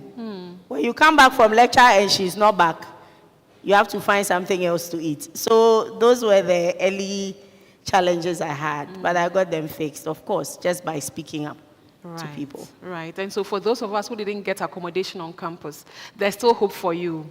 Right. Honorable, please, your challenge, your very first challenge on campus. I wouldn't say I had a challenge because, is it working? It is working.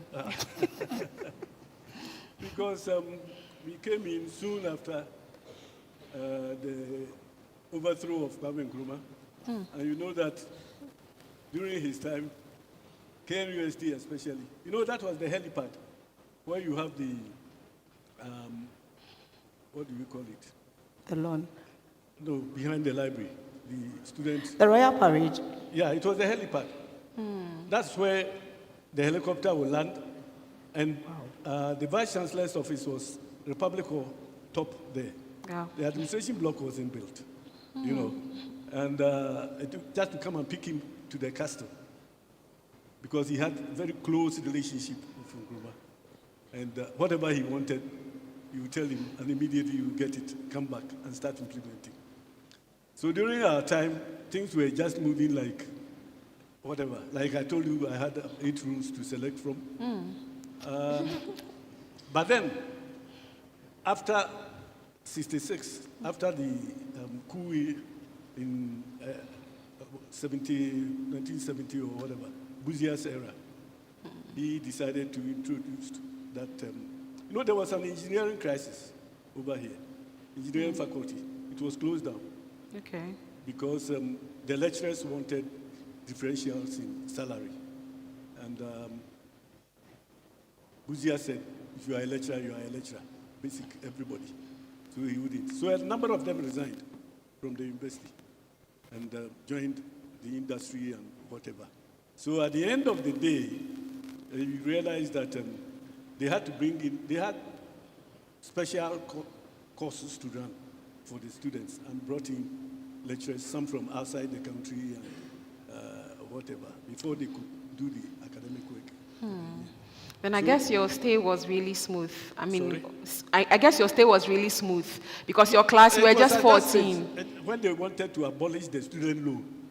Oh, okay. The That was a student challenge. grant, that was a challenge because whether it was an excess or not, it was our money, so we thought it should be given to us. So it became a challenge. Okay. That was all. Okay. Thank you, Honorable. Doc, please, your challenge, your very first challenge on campus when you arrived. Well, like I said earlier, it was really about fitting in and trying to look like I knew what I was doing, because there was a lot of confusion about where I was. I didn't know anybody. I didn't know where anything was. I was very confused. So I think that was one of the major challenges. I wanted to, call it quits and say, you know what, I'm going back home. But I had to maneuver through it. I had to make friends all over again. It's like starting a whole new life. I had to make new friends. I had to find different places where what was, and then, try to figure out how to fit into my new environment and make it my own so that I could enjoy it just like everyone else was. So it was really about fitting in, and eventually I figured it out. Right, thank you. Okay, so another prevailing question that came while I was doing my survey was the fact that, and clearly when we came here, every one of you, you've been talking about finding balance, finding something outside the academic reason why you are here, and the reason why most of those things really served you all well. They want to know, how did you find balance? At some point, somebody is telling you, study hard, marry your books. At another point, somebody is telling you, find something else to do, make friends, visit people, connect, network. At what point do they find the balance? How do they do it? So how did you do yours? Finding the balance in all of the things you were doing that has brought you here. Did I even find balance? You never did. I managed though. So how did you manage? So I think that the key thing is taking a decision. Taking the decision by yourself and for yourself and sticking to it. So what I realized was once lecture started, you had like 3 or 4 courses in a day.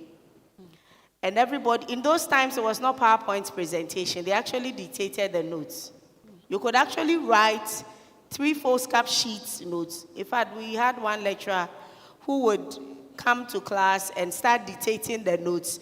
You could actually write a whole, like half a page, and then he would say, you remember where I said the something, cancel all that's up to, Then we have to cancel, you need to find where that sentence is and cancel. And so I realized we had a lot of notes. Some of the lecturers will come, you can't even hear what they are saying. That's Abba.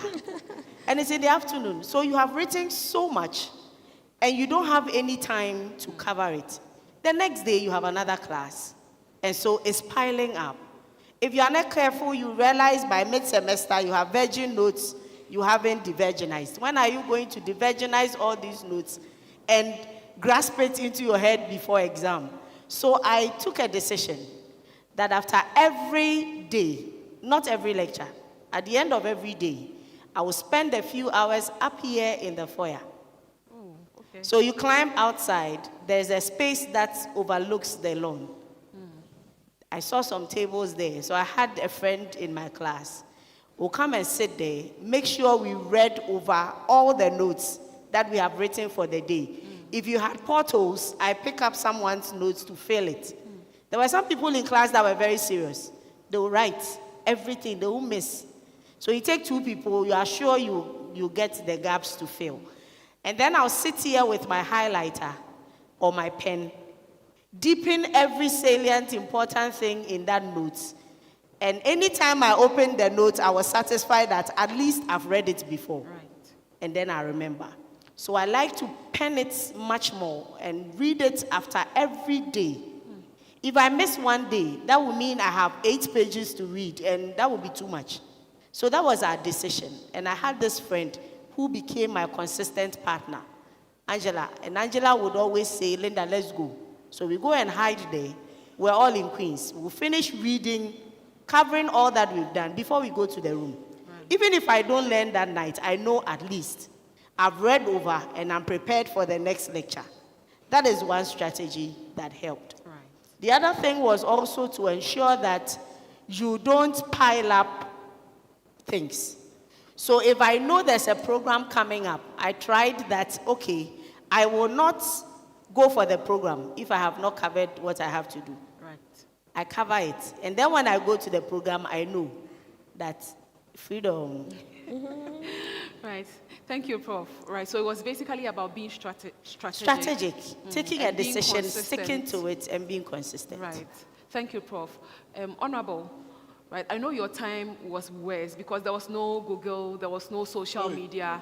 Finding information might have been very difficult. I can only imagine. Land economy, they are mentioning some structures, you don't even know what it is and all. How did you do it? How did you find the balance and all there is? And the library, the old section, that was the only library we had on campus at that time. And everybody was coming there. We were a few students anyway. I said 1,750, but you can imagine those coming from whatever department. But one thing we shouldn't forget is this great hall was the venue where you have to defend your stay for the following year, because that's where we used to have the exams. Oh, you're writing exam here? Yes, we were writing exams here, Interesting. end of year exams. Everybody, because in our class we were 14. We were 14 in our class. Those ahead of us were 12, and the pioneers were 11. Wow. You know, that was the total. So even if they said land economy, we are all coming here, you can imagine the city. Spaces. You know, every year, whoever doesn't make the grade is dismissed. Wow. So that should be your focus. That should be what you want to attain. At least pass and go to the next year. These days, I understand them. You skip or you do what? You have some word for do you it. have an answer to that? What do you call it? You know, those days it wasn't like that. You fail, you go. You can come next year and continue from somewhere, but not there. You know. So that was it. And that made us to manage our things timeously, to make sure that that is the first thing that you have to do. Any extra curricular activity that you want to do, maybe you do it 1 hour a day or 2 hours. You don't go beyond, and then you get back to it. Okay. So it was about timing. It was about and being timing. intentional. Right. Thank you, Honorable. Doc, please. So agenda, business, medical school, all of that. How did you find the balance? For me, really, it was about planning. When I first came, I didn't know that, but I think after my first semester is when I realized that I had to plan, everything I was doing. But first thing was academics. That was my priority. So, like Prof was saying, I had a plan that if I'm not done with what I'm supposed to cover for, say, the day or for the week, I can't go and have fun when they are going. I have to stay behind because I'm lacking behind in academics. So I always had a plan. I always had like a checklist.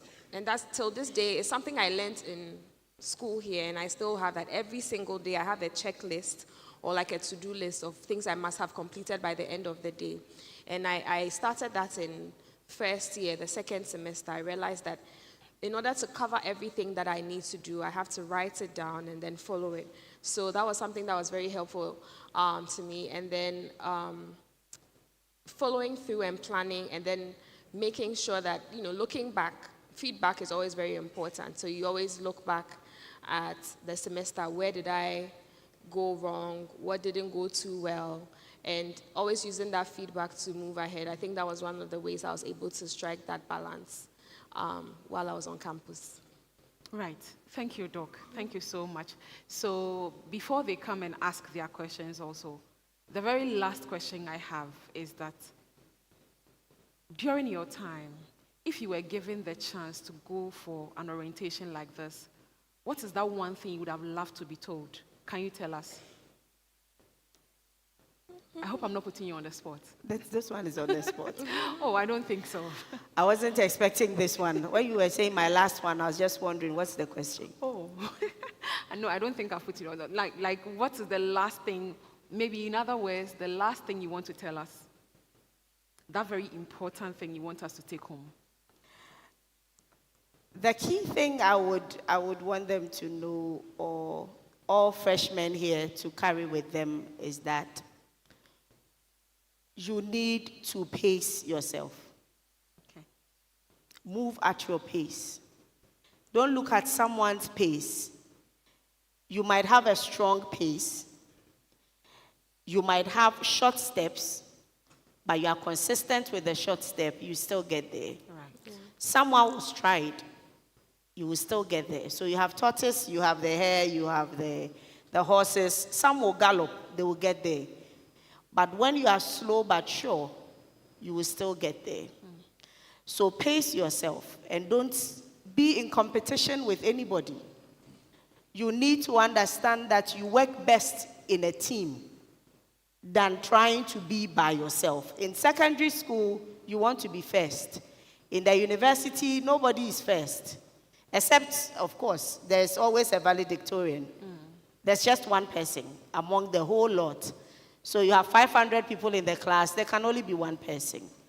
But you might not be the valedictorian, but you would have been very well known, very well loved, very well groomed within the class because you decided to be who you are and not compete with her. If you try to compete, I bet you, I guess you will complete. You just will finish. So don't compete. Work well with the team. And then remember also that, I said it when I was speaking earlier, let the school pass through you.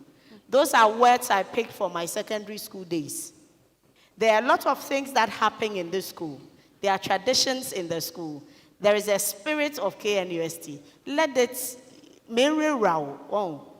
like a koumu. Now I want to say, yes, you are a true technocrat. You are a true son of the soil because you allowed the school to pass through you. Right. If there's anything that is going on, make sure you are involved. Don't be by yourself alone. It won't work. And the last thing I will say is that don't be too quick to find a life partner. It's important. Don't be too quick. You remember what they said, the beautiful ones are not yet born. Yeah. Have you heard that? Every day you find a beautiful girl, every day, you alone, just now, no, you want to rush, you are looking for a husband. Some will go with certificates. Some will go with babies. Some will go together with the certificates and added husband. Some will go with broken hearts, they might never recover. Some will, but please enjoy it. Can you imagine when you have 110 boys in your class and all 110 boys will come to you and tell you about some girl be. You know how boys are. Some girl be, they'll come and tell you. Then you are looking at the girl and the girl feels she's the one on top. Meanwhile, you know, say the guy no like him. Charlie, enjoy the guys in your class. I love the guys. I have some guys today. The way they make me feel good. Girls no come share that mommy fancy. But don't be too quick to find a life partner. I believe in making good friendships. And in the university, you make such friends that you will need for the rest of your life. Right. Like Papa said, it's networking. Today, you just pick a phone, and make a call. And someone is out there doing the work you want them to do for you. So don't be too quick. If you get a boyfriend in first year, he wouldn't want you to relate to the boys in your class. You close from class, come to my room. You are there. What will you be doing there? Except to come and let's watch movie, the assembly. Dog, you know. Be friends, and of course, make good friends. And of course, that's what would help. So those are the things I'll leave. Right. I'll leave with them. Thank you. Make good friends and don't rush to find a husband. Thank you, Professor. Honorable, please, what you would have loved to hear those times, or your last words for us. My last words, what I would say, these days when it's the university that virtually, I wouldn't say force you to do a course. Okay. You know, you select about 3 or 4 choices, they come. Before you are aware, it's one that you are not very keen, you know, in reading that's given to you. That may dampen your spirit. But then, we've seen a lot of students who came here, very good aggregates. I know somebody those days is everything, all through. He wanted to do engineering, because that was the vogue of the day. They, at the end of the year, went to Valco and blah, blah, blah. And first year, second year, he dropped out. Went back. Came back to the university at the time when we were coming in. So I thought he was too old, you know, to have come to first year at that time. I was telling myself. I didn't know that he had been here earlier. Then a few years back, before the late Uzo Champon died, I was in his office at the State House when a white gentleman walked in. We were talking, and then we said we went to KNUST. He said, "Oh, KNUST, you have produced one of the best mathematicians, and he's in the US, blah, blah, blah, blah, blah." He talked and talked and talked, but he had forgotten the name. And then I talked to Uzo Champon for a while. We realized it was that particular gentleman who was in report that had that experience. So we mentioned the name. He said, "Yes, yes." Meanwhile, he came to the university. First 2 years, he wanted to do engineering because he was very good at A-level. Right. He got here, engineering, he couldn't go. He went back, came back and did mathematics. And he became a top class person. Right. So what I'm trying to say is the choice of courses may also dampen the spirit of people. But whatever it is, at the end of the day, have the courage to get into another area. Maybe that is where your, star will shine. Right. So get the courage to change courses if the one you are doing is being difficult. Yeah. That's it. Right. I believe we've heard. But then if you can do what you are doing, so please go all out and do it so that your parents wouldn't have to pay double. Right. Doc, please. 4 years comes by really quickly, so I would say don't procrastinate, start now.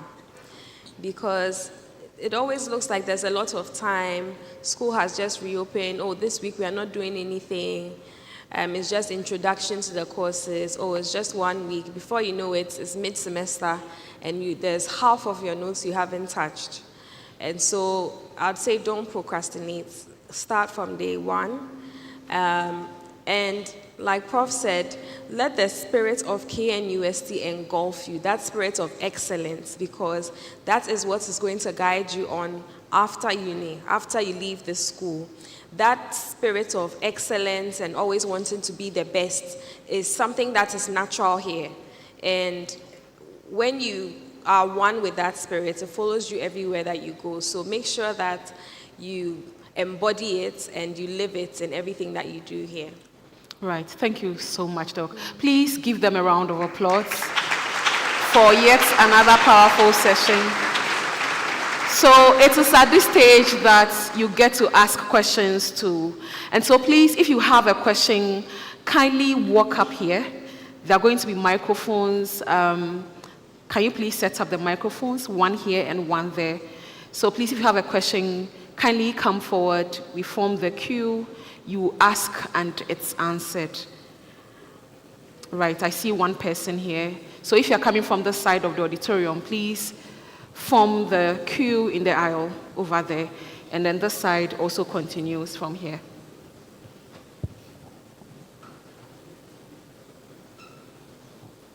Please don't be shy. Try as much as possible to ask a question. You may never know. You might find your direct mentor here.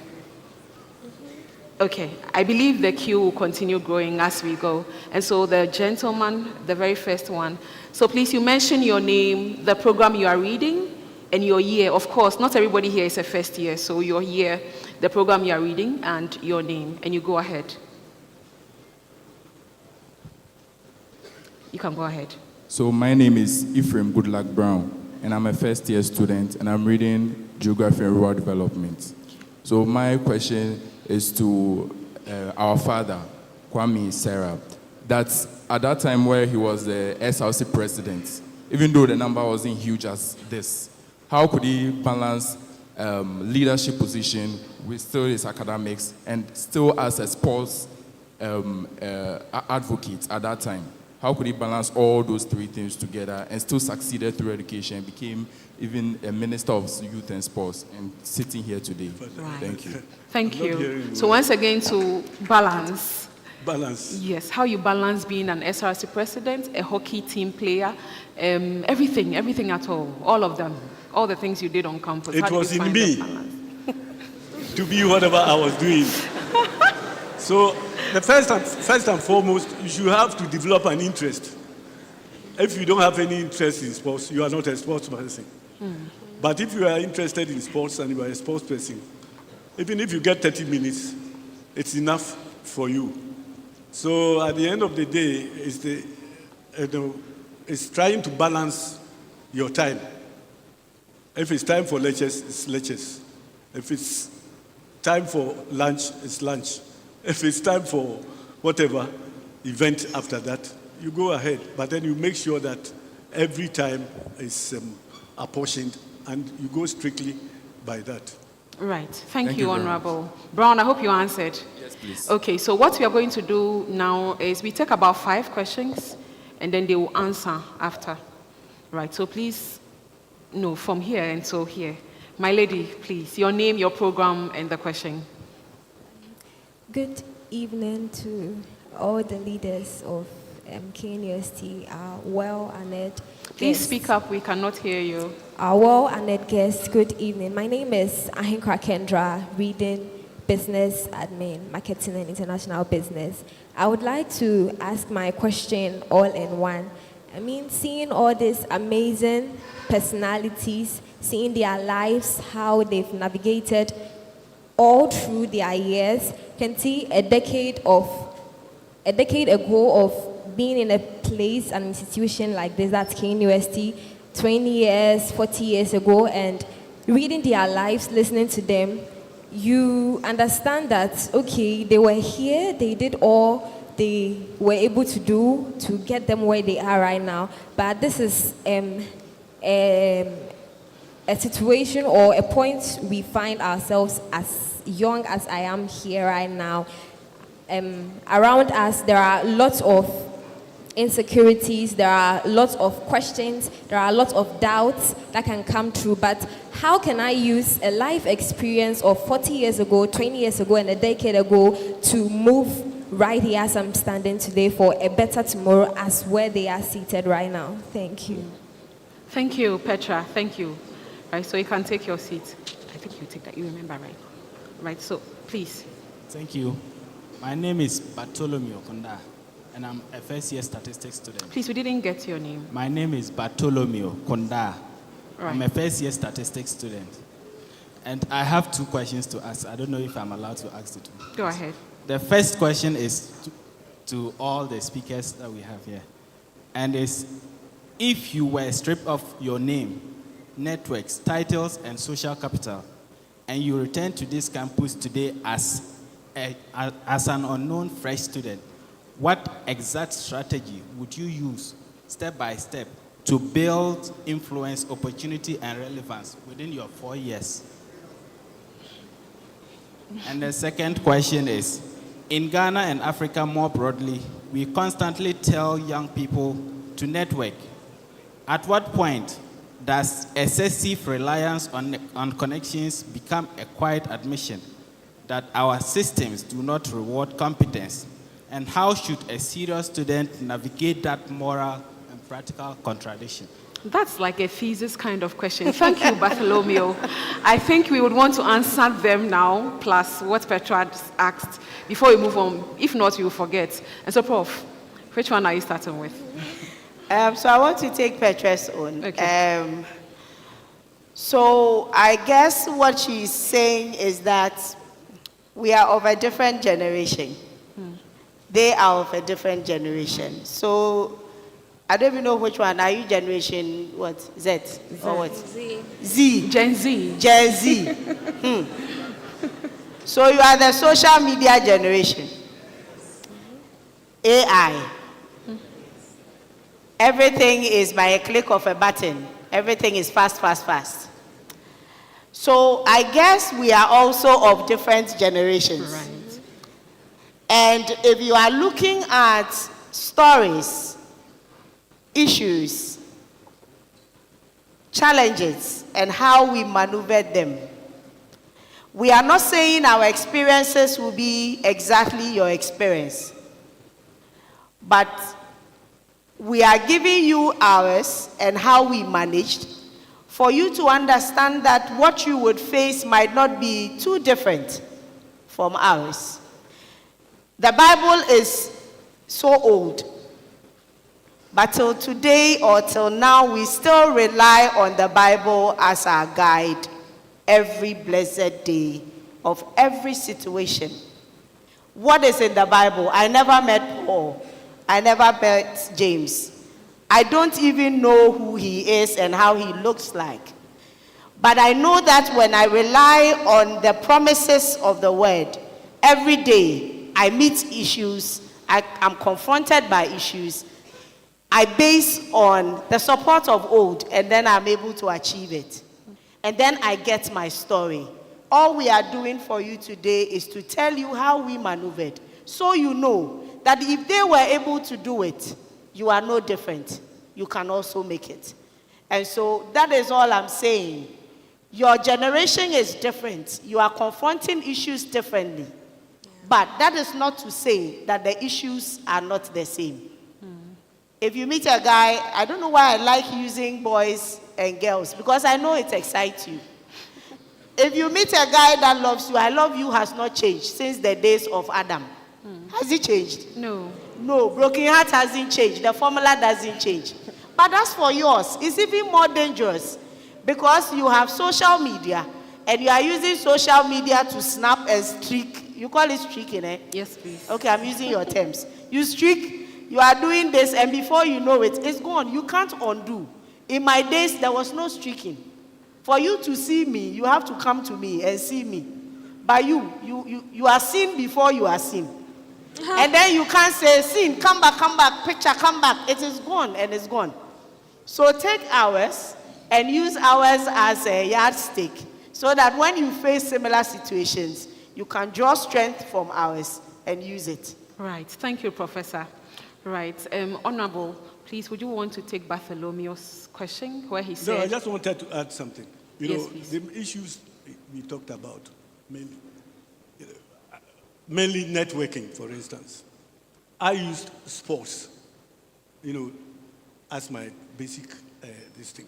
It doesn't mean that everybody should use sports. Maybe it's music, maybe it's dancing, maybe it's what? The AI thing that you people are talking about. So it's networking that you are looking for. So wherever you are, whatever you are doing, you are looking for, associates. And that's exactly what we are talking about. Okay. We are not saying that use sports to do your networking, because maybe you don't even know how to play netball. So how do you use sports? You can't use sports, And his first question was what? He said, if you are to come back in time and you are stripped of all your titles and experiences and you are back here in KNUST, what are the step-by-step strategies you put together to be able to succeed? No, the point is, to be frank, I personally never had any stretches. I had myself, what I was interested in and what I wanted to do. So I was going step by step. And somewhere along the line, I was hitting the angles. And that's what I got my network and progressed. So it's not a question of writing down what you want to do. But I was in land economy class. I wanted to be a land economist. At the end of the day, because of my extracurricular activities, it limited my, even my profession. It put it in the background that I couldn't do much in that. It was paused all the way, and then it became a community song, Right. So please, there is no such thing like sitting down and writing anything. Honorable, thank you. Doc, so his last question was on networking. He said they've been told, network here, network there. At what point do you stop? At what point do you know that this is good, this is not good? Because you can just hear networking, keep on and on and on, and you might even walk into a ditch. And so how do you know the good way from the bad? Okay, but I think another part of his question was talking about, going into the real world and getting into positions by way of networking when you're not really qualified for that. And I think that that's why we should not only rely on networking to find yourself in, different positions or to get a favor or get a job, because once your networking gets you there, it is your capabilities or your competence that's going to keep you there. Somebody can recommend you for a job, but if you go there and you mess up and you don't do a good job, you're either going to be fired or there's going to be a lot of talk about how bad of a job you have done or you do. So it's important to work on yourself and to always make sure that you're the best at what you're doing, or you're doing it the best way that you can. And one thing that my husband always tells me is that you're as good as your last job.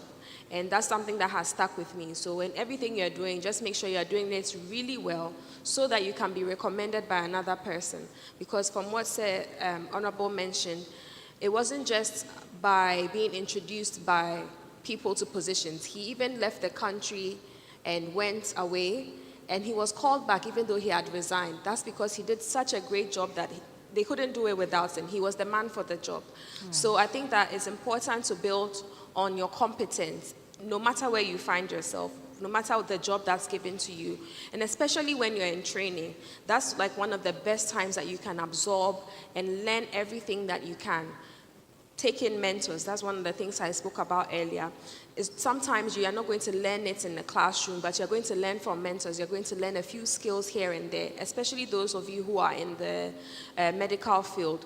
A lot of the clinical work, when you leave here, you're going to do 3 years here, and you're going to go to Konfanochi. When you get to the clinic, when you get to the ward, there's a lot of stuff you're going to learn from the nurses. You don't sit down and say that, oh, I'm going to be a doctor, or I'm a medical student, so I'm not going to learn from the nurses. They have been there for years, and they have a wealth of experience that you're not going to find in the textbook. So mentorship is very important, and learning on the job, learning as and when you go, just taking notes as and when you go, so that you are building on your competence, so that you are well prepared for an opportunity. When the opportunity comes, you are well prepared for that opportunity. Right. Thank you so much, Doc. Please, your questions. Because of our time, everybody is supposed to ask one, please. Thank you. Please go ahead. Good evening, everybody. All protocol observed. Kindly speak up. We cannot hear you. Okay. My name is Amina Ekia Isawa. I'm in first year reading BSc Statistics. So I would like to direct my question to Professor Linda. When you were speaking, you mentioned that you yourself was a disappointed student reading a course you didn't intend to read. Sometimes you'll be talking to your soul to come back to the course you begin, and the soul is not coming. You are trying to motivate yourself that you can do this, and then your soul is telling you that, okay, can you really do this? How do you find the balance to make it to the top, to get to where you really want to get to? All right, Ekia, thank you. Next person. Good evening. Good evening. My name is Stephanie Akosi Sidu, and I'm a third-year nursing student. So with the experience I have so far, sometimes you plan your day, but your day doesn't go according to how you planned it. So my question is directed to Dr. Louisa. How did you manage those days that your day didn't go as planned? And I'm sorry, but I have to ask Honorable a second question, if you don't mind. I'm also aspiring to be the next SRC General Secretary, and sometimes campaigning can be very overwhelming. So as a former SRC president, what advice would you give to a daughter who is also aspiring to be an SRC executive? Thank you, Akosia. Next person. Good evening, everyone. Good evening, most especially the panel of experts. My name is Ramsold Kusimensa. I'm a first year Please, can we observe some silence? Thank you. Okay. I'm a first year offering BSc Electrical Engineering. And I wanted to ask, my question's more philosophical. It's relative to everyone. It's different for each person. Where does your confidence come from? My question especially goes to Mr. Kwame Sarah. When the PNDC government killed that person, okay, it was a murder case. You had the confidence to just leave. I wanted to ask where that confidence originated from. Maybe there's an underlying story somewhere that culminated to you leaving at that point. Because most people wouldn't because of the money, but then you chose otherwise. So I wanted to know why. Thank you. Okay, thank you. Thank you so much. I think we would want to take the questions so far, and then we move to the next set. Doc, will you want to go ahead with yours? Sure. Okay. So you are very right. Sometimes your day doesn't go according to plan. You may plan it out all right, but different things pop up, and that's life. You can't always get it according to how you plan it. But that is why the strategy that I have adopted helps. So when you have it listed, the kind of things or the different stuff you plan to do in the day, even if you are not able to handle or finish them or sort them out today, they are still there waiting for you.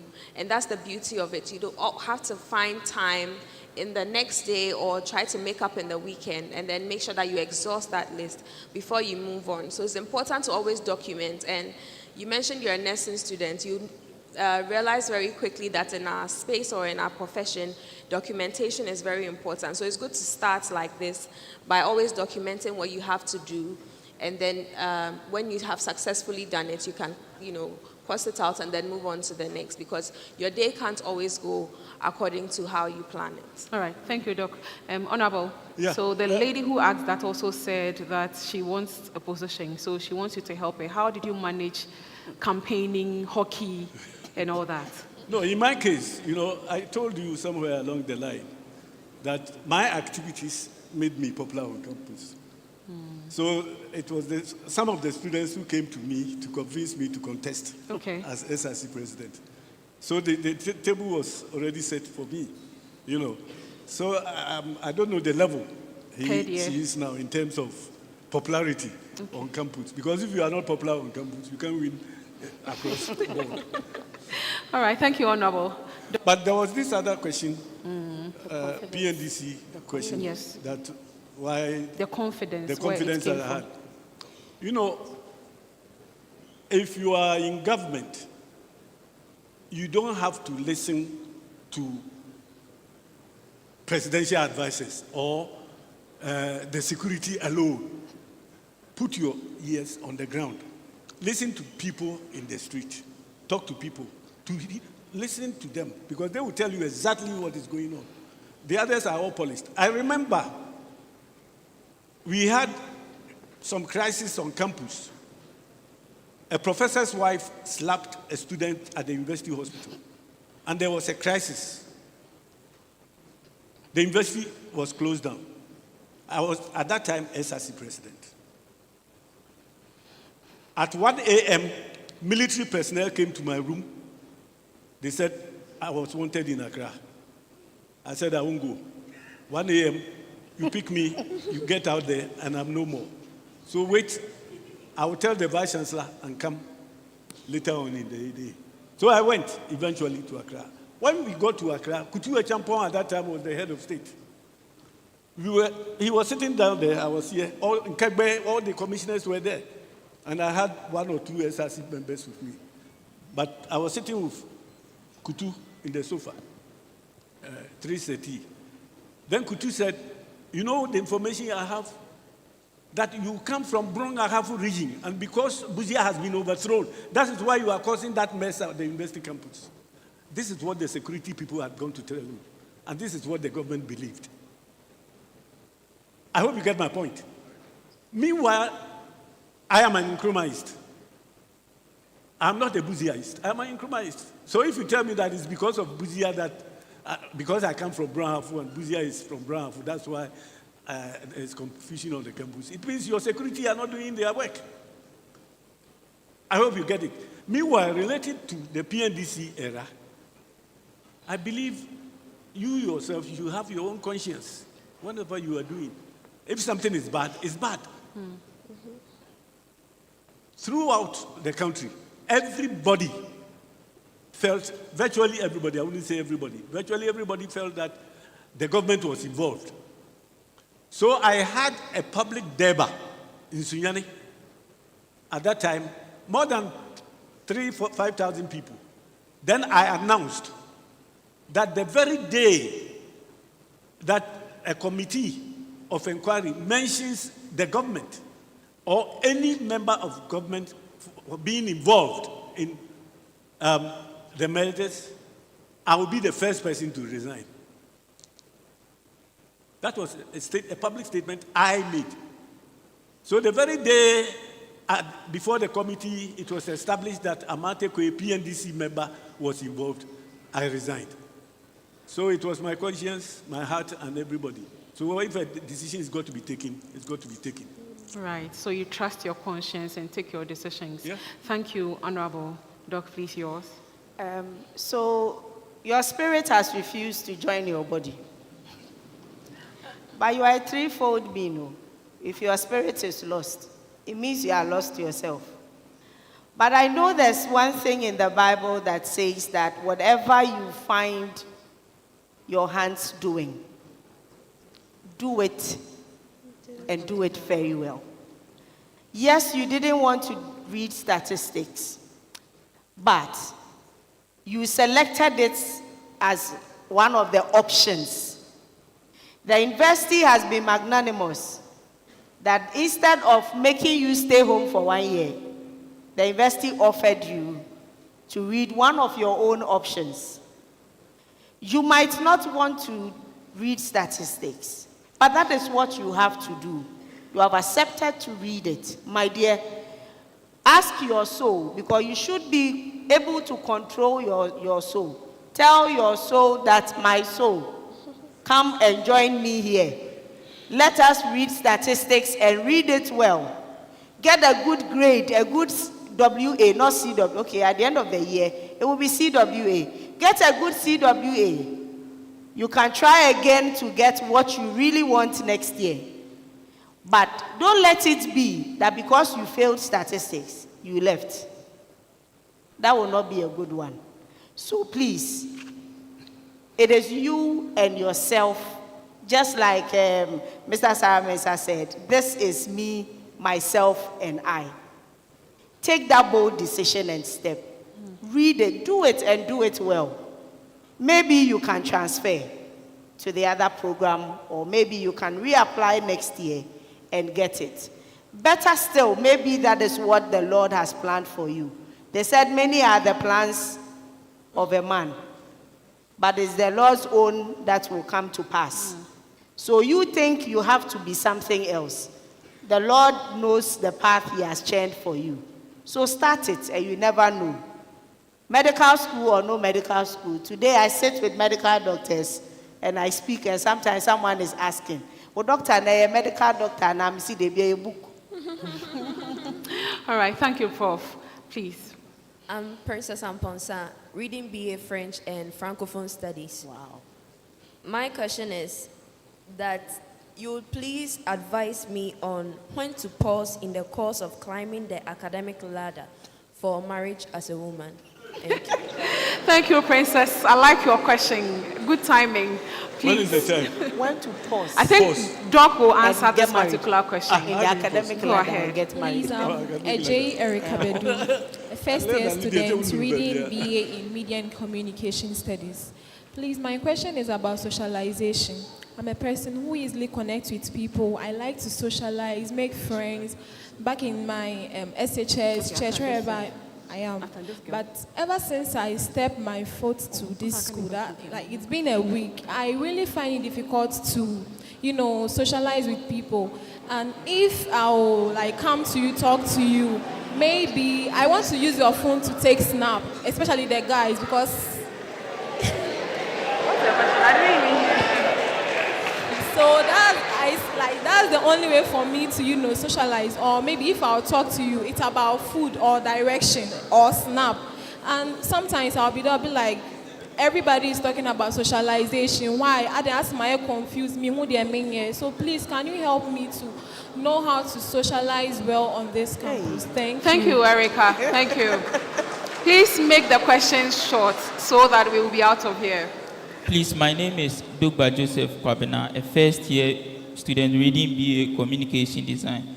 Please, my question is, if you had a chance to go back to your school days, what will you change?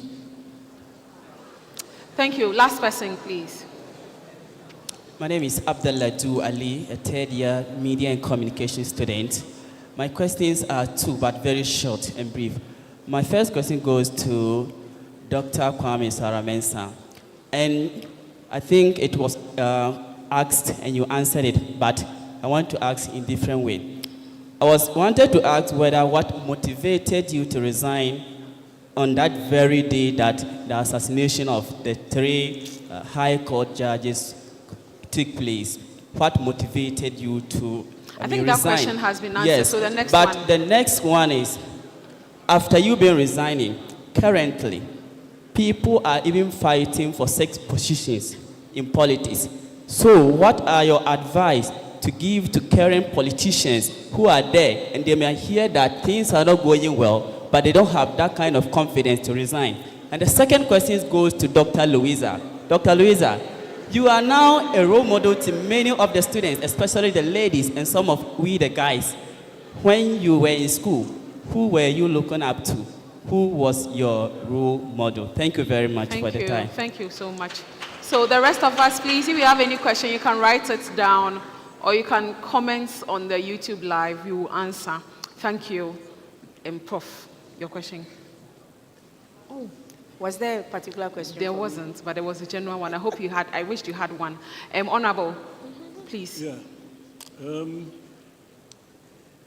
My advice to current politicians. I come from a village. To be precise, Tanoso, when we are going to Sunyani, Kumasi Sunyani Road, before you get to Abisin, on the bridge, that's my village. That's where I live now. I decided to go and live in the village because I come from the village and I don't want to get stuck in Accra. All that I want people to understand is if you leave your comfort zone, whatever you are getting. Now, politics in Ghana is more than a business. When I started 10 years, I left government. My gratuity was 5,000 Ghana cedis. I didn't complain because that was my gratuity. Today, you go to parliament, 4 years, you are giving gratuity. What they call it, what? Ex gratia. You go another term, ex gratia. Another term, ex gratia. And it's all quantum. And they even give you cars along the line. Is the job different from what we were doing? Meanwhile, if you want to reduce those things, they will be the very first people who will kick against. So now it's become a lucrative assembly of citizens. My advice is that if you want to make money, stay out of politics.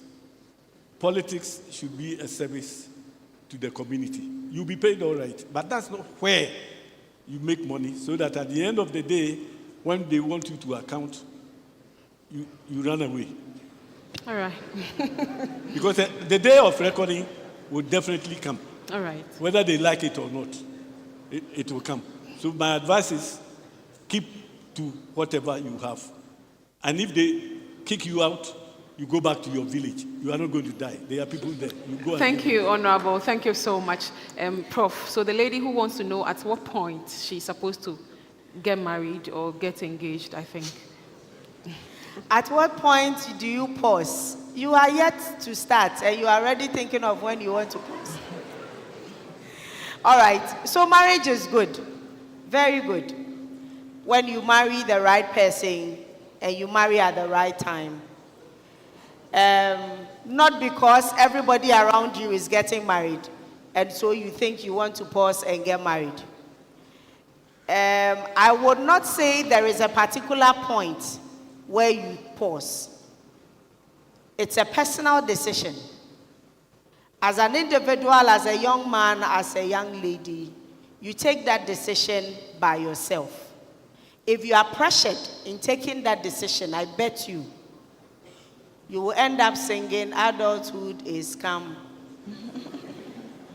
But when you have achieved something and you think that at this stage, you have a job, you are done with school, you have something that is fetching you some money. So you don't go to that marriage with your 10 fingers. That's when they ask you, what are you bringing to the table? You say, me. You yourself is the table. No. That one you go in and when they shout at you, you keep quiet and you are sitting down. No.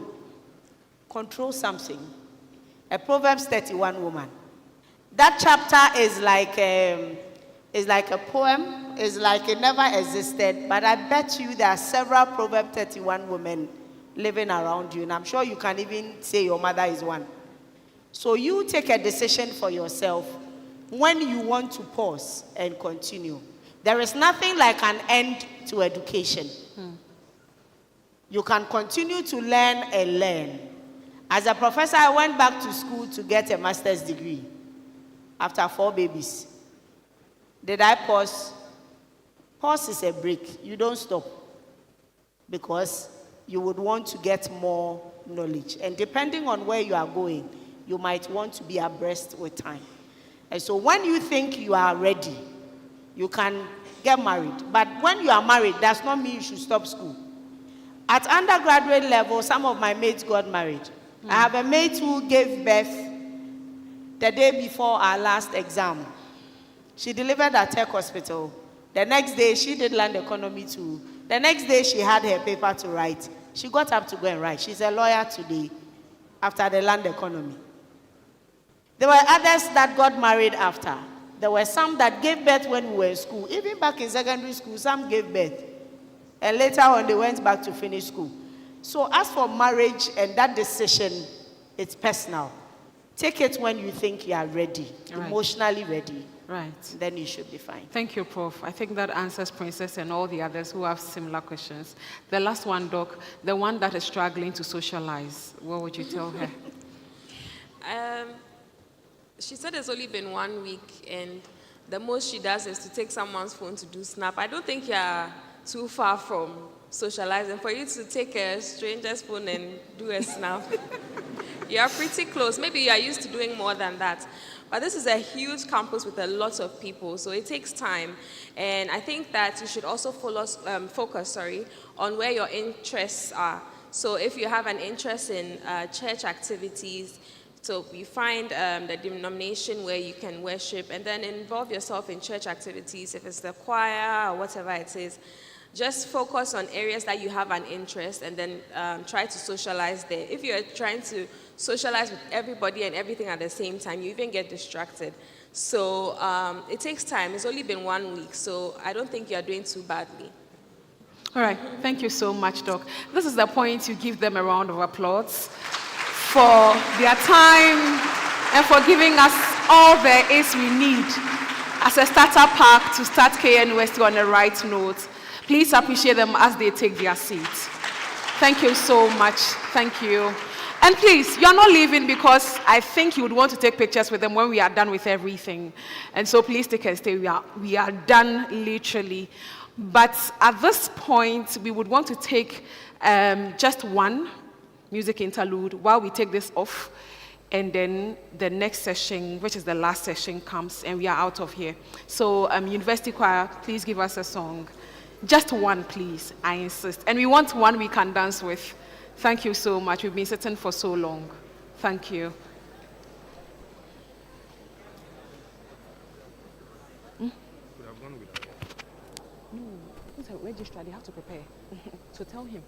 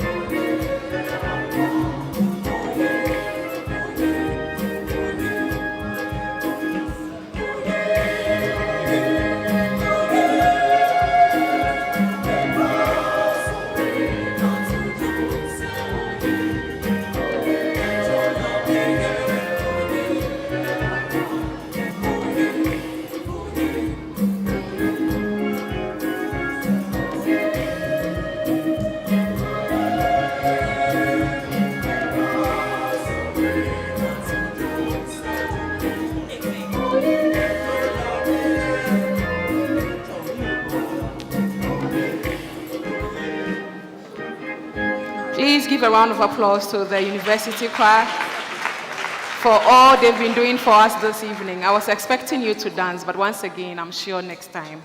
Okay, so at this point, we have one very important speech to listen to. So I've attended this event for a lot of times, but this particular year, the kind of dignitaries you have here, I'm sure you are not aware. But as you grow in the university, I am sure you grow to appreciate them and be thankful that you had them at this particular event just for you. Ladies and gentlemen, we have with us the registrar of the university in the person of Mr. Benjamin Buampong Owusu, ESQ, who is a lawyer. He's here to give us an address. Please appreciate him as he comes.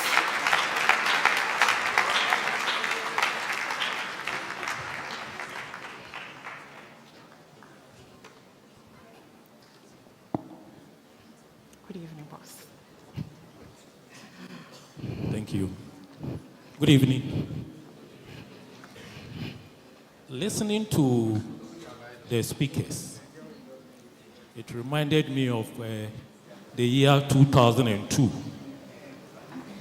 when we realized that some of our student leaders were struggling with their average. So there was a need to organize orientation for SRC. So we wrote a comprehensive position paper to the then Vice Chancellor, Professor J.S.K. Ayim.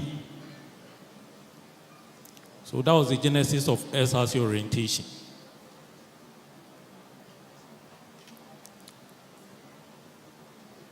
So we started with time management, study skills, combining academic, social, and religious activities.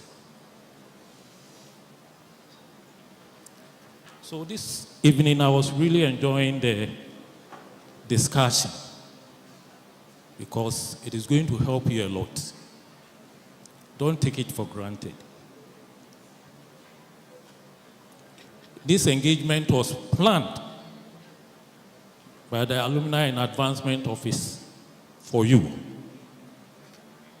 When you come to the university, it's not a matter of the infrastructure, but the people you meet and the value they add. You go for lectures. In the course of the lecture, they advise you. You go to church.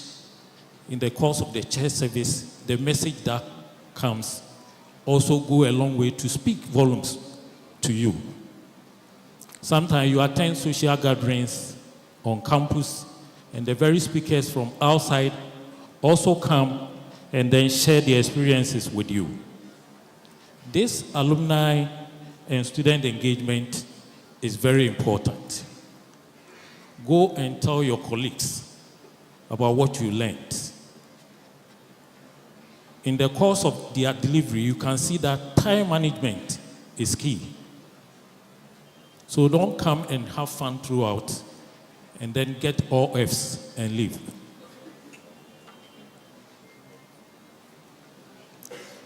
You have to balance them.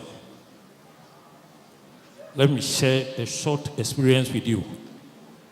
There was a gentleman who came way back 2001. And then along the line, the parents came. I was then with Dosa. The parents came and they said the boy in third year says he's no more going to pursue his academic work. He's been called by the Holy Spirit to become Reverend Minister. So the then Protestant chaplain,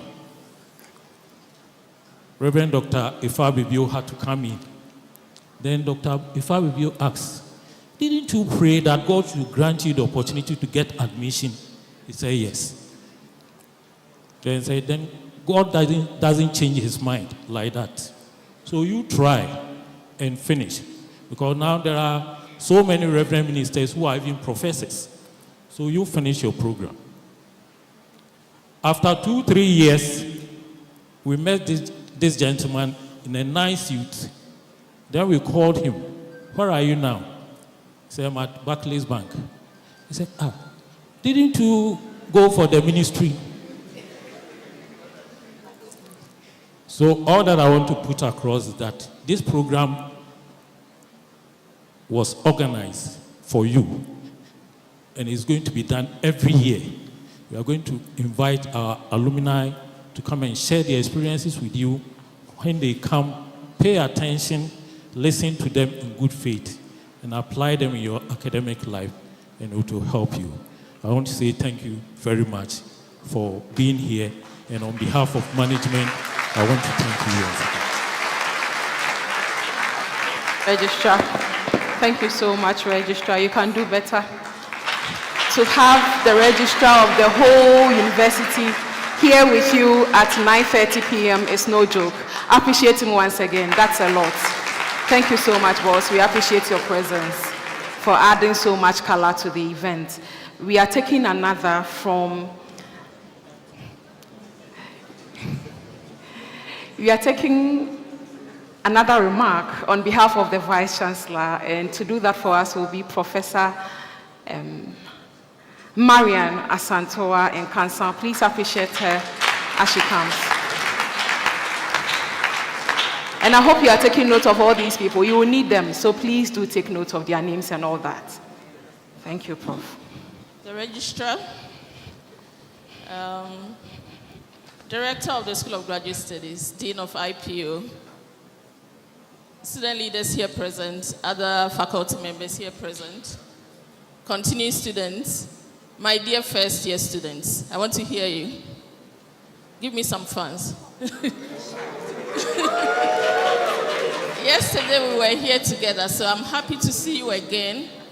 Yesterday we had a packed room, and tonight we are having same. I would like to congratulate you once again for living in the moment. Tonight, it's interesting. We have had 3 generations of change makers, of achievers. We've also had different versions of success. They've had different paths, but they've all achieved. So I want you to take note of that. Different generations, different paths, different versions of success. We are not going to give you a template, no. This is what success looks like, and it looks like the 3 different versions. Yours will also be different in your own way, customized by you. So don't get too scared. You know, sometimes I'm sure you can't wrap your brain around what is going on. So much to take in. So much to take in. What am I going to do? Take one day at a time. Take one day at a time. That's why you have role modeling. So you do a to-do of the things you want to achieve. You seek guidance, and you take one day at a time, and you will get there. And we hope that next how many years, some of you will be here doing this on behalf of the university, engaging with freshmen and women. So as I always do, remember your 3 C's: communicate, connect, and then do what? Create the future you want for yourself. Good evening.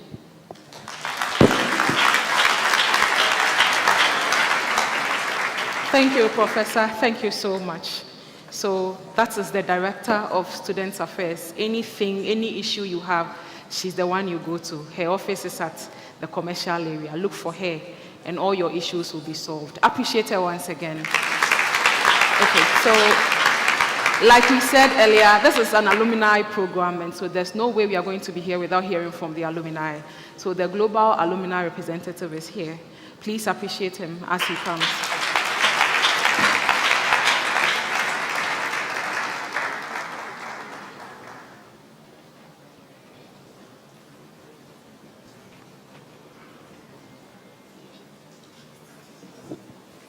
Hi, good evening, everybody. Our registrar, senior members, dear students. I am Professor Christopher Labio of the Department of Biochemistry, representing the Global Alumni Association. I'm the campus secretary, and I'm here with my president, Professor Caleb Frimpong. I remember in 2002, I was admitted to this university, and I have since not left. And as a global association, we congratulate you all for your admission, and we hope to one day welcome you to our fold. I say hope to one day welcome you because it's unless you finish your graduation and you are graduating, then you become alumni. So we pray that you finish and finish well, then you can become an alumni of KNUST and you can call yourself a proud technocrat. So on behalf of my global president, Dr. Yobo Adai, we have installed a lot of programs to help you. One is that we want to have what you call an alumni mentorship program, where we bring, like we have brought today, senior colleagues in industry to come and mentor you so that you can have your stay and enjoy your stay on KNUST campus. Then also, we also have a program where we seek to find mentorship, what do you call it, internship opportunities. Internship opportunities, so that when you go there, there is that capability and possibility that you'll be maintained after you finish your program. So these and more are the things we have in store for our students. So we pray that you finish and finish well, that you can become alumni. Congratulations once again. Thank you.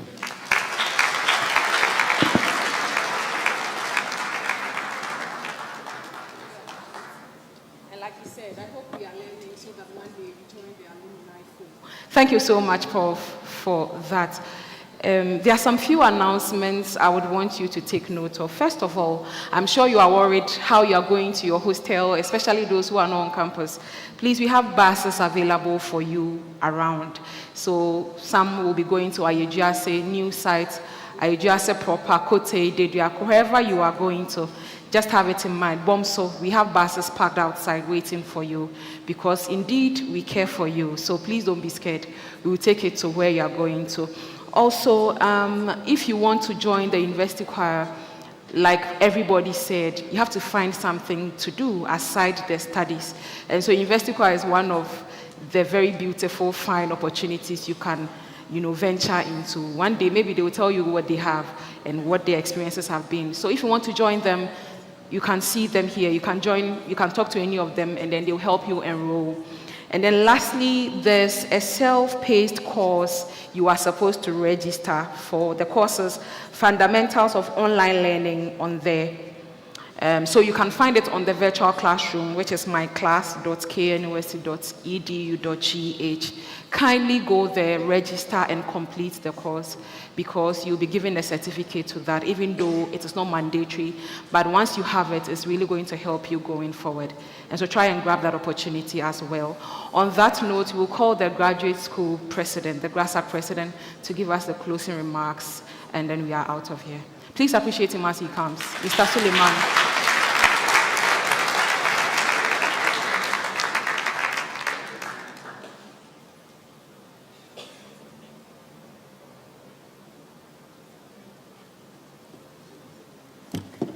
All right, thank you, Millicent.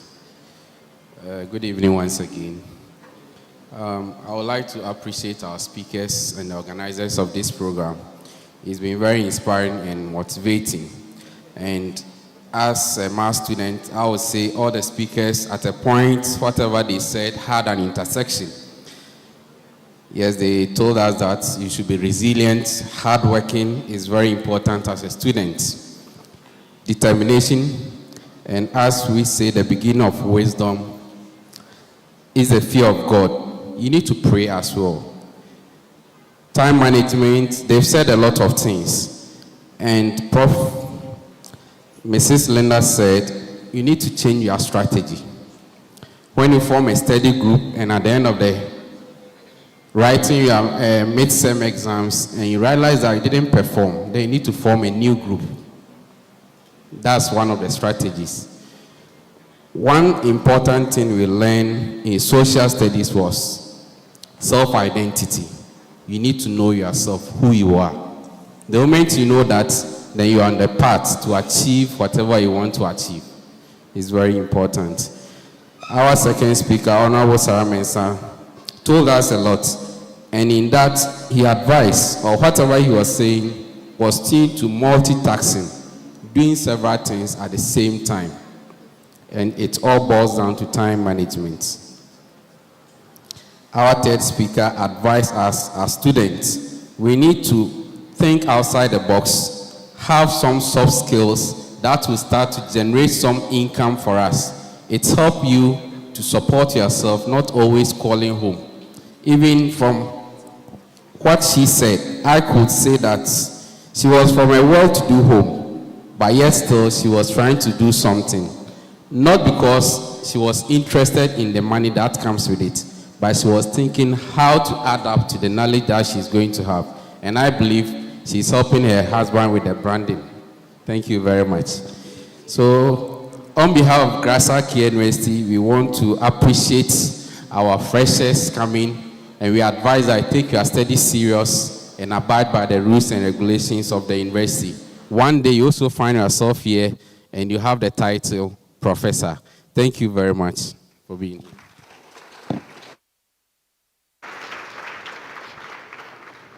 Thank you so much, Mr. Suleiman. And that is the precedent for the whole graduate students on KNUST campus. Please appreciate him once again.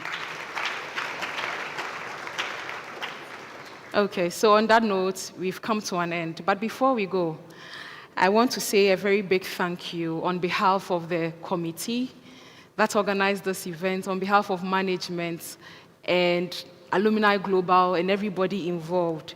I want to say a very big thank you to you, to lawyer Benjamin Buampong-Wusu, the registrar, for coming and staying for all these hours. Please appreciate him for being here for us. Thank you so much, boss. We have Professor Edward Eduaje,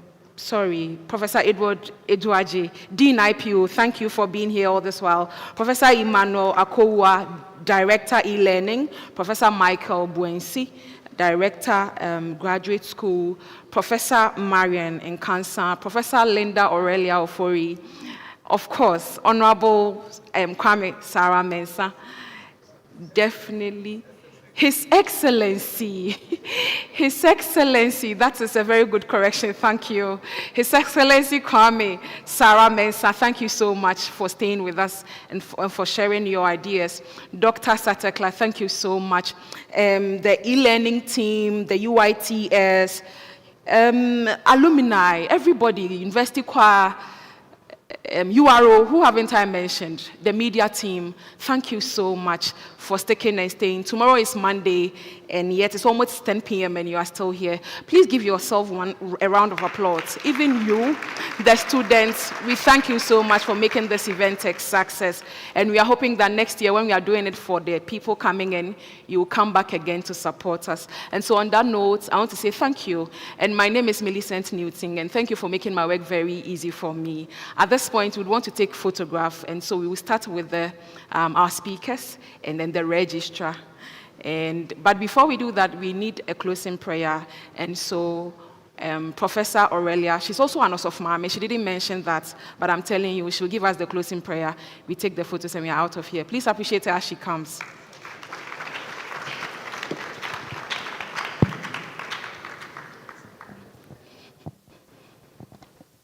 Shall we be upstanding? I wonder if we can be upsitting. Should there be an order of the prayer? Okay, we are praying. Heavenly Father, we thank you so much for everything that you have done for us. We appreciate you so much as an university. We thank you as individuals. We thank you, oh God, for the lives of our freshmen and women. We pray, oh God, and commit them into your hands. We are asking that you continue to guide them, you continue to protect them, continue to order their step as they begin their journey on this campus. Father, be their help, and let all things work together for their good. May they always look up to you for strength. May they always look up to you for grace. May they always look up to you for guidance. And at the end of the day, may success be their portion. And at the end of the day, may this university move from strength to strength, from honor unto honor, from glory unto glory. And for many generations to come, KNUST will continue to shine brighter and brighter. We thank you for this evening's program. We are asking that you take us safely to our homes and to our beds. Grant us the strength to wake up to start off the week to the glory of your name. In Jesus' name we pray. Amen. Thank you so much, Paul. Right, so we will photos. We will start with our speakers and then the registrar. Please, all the photographers are ready.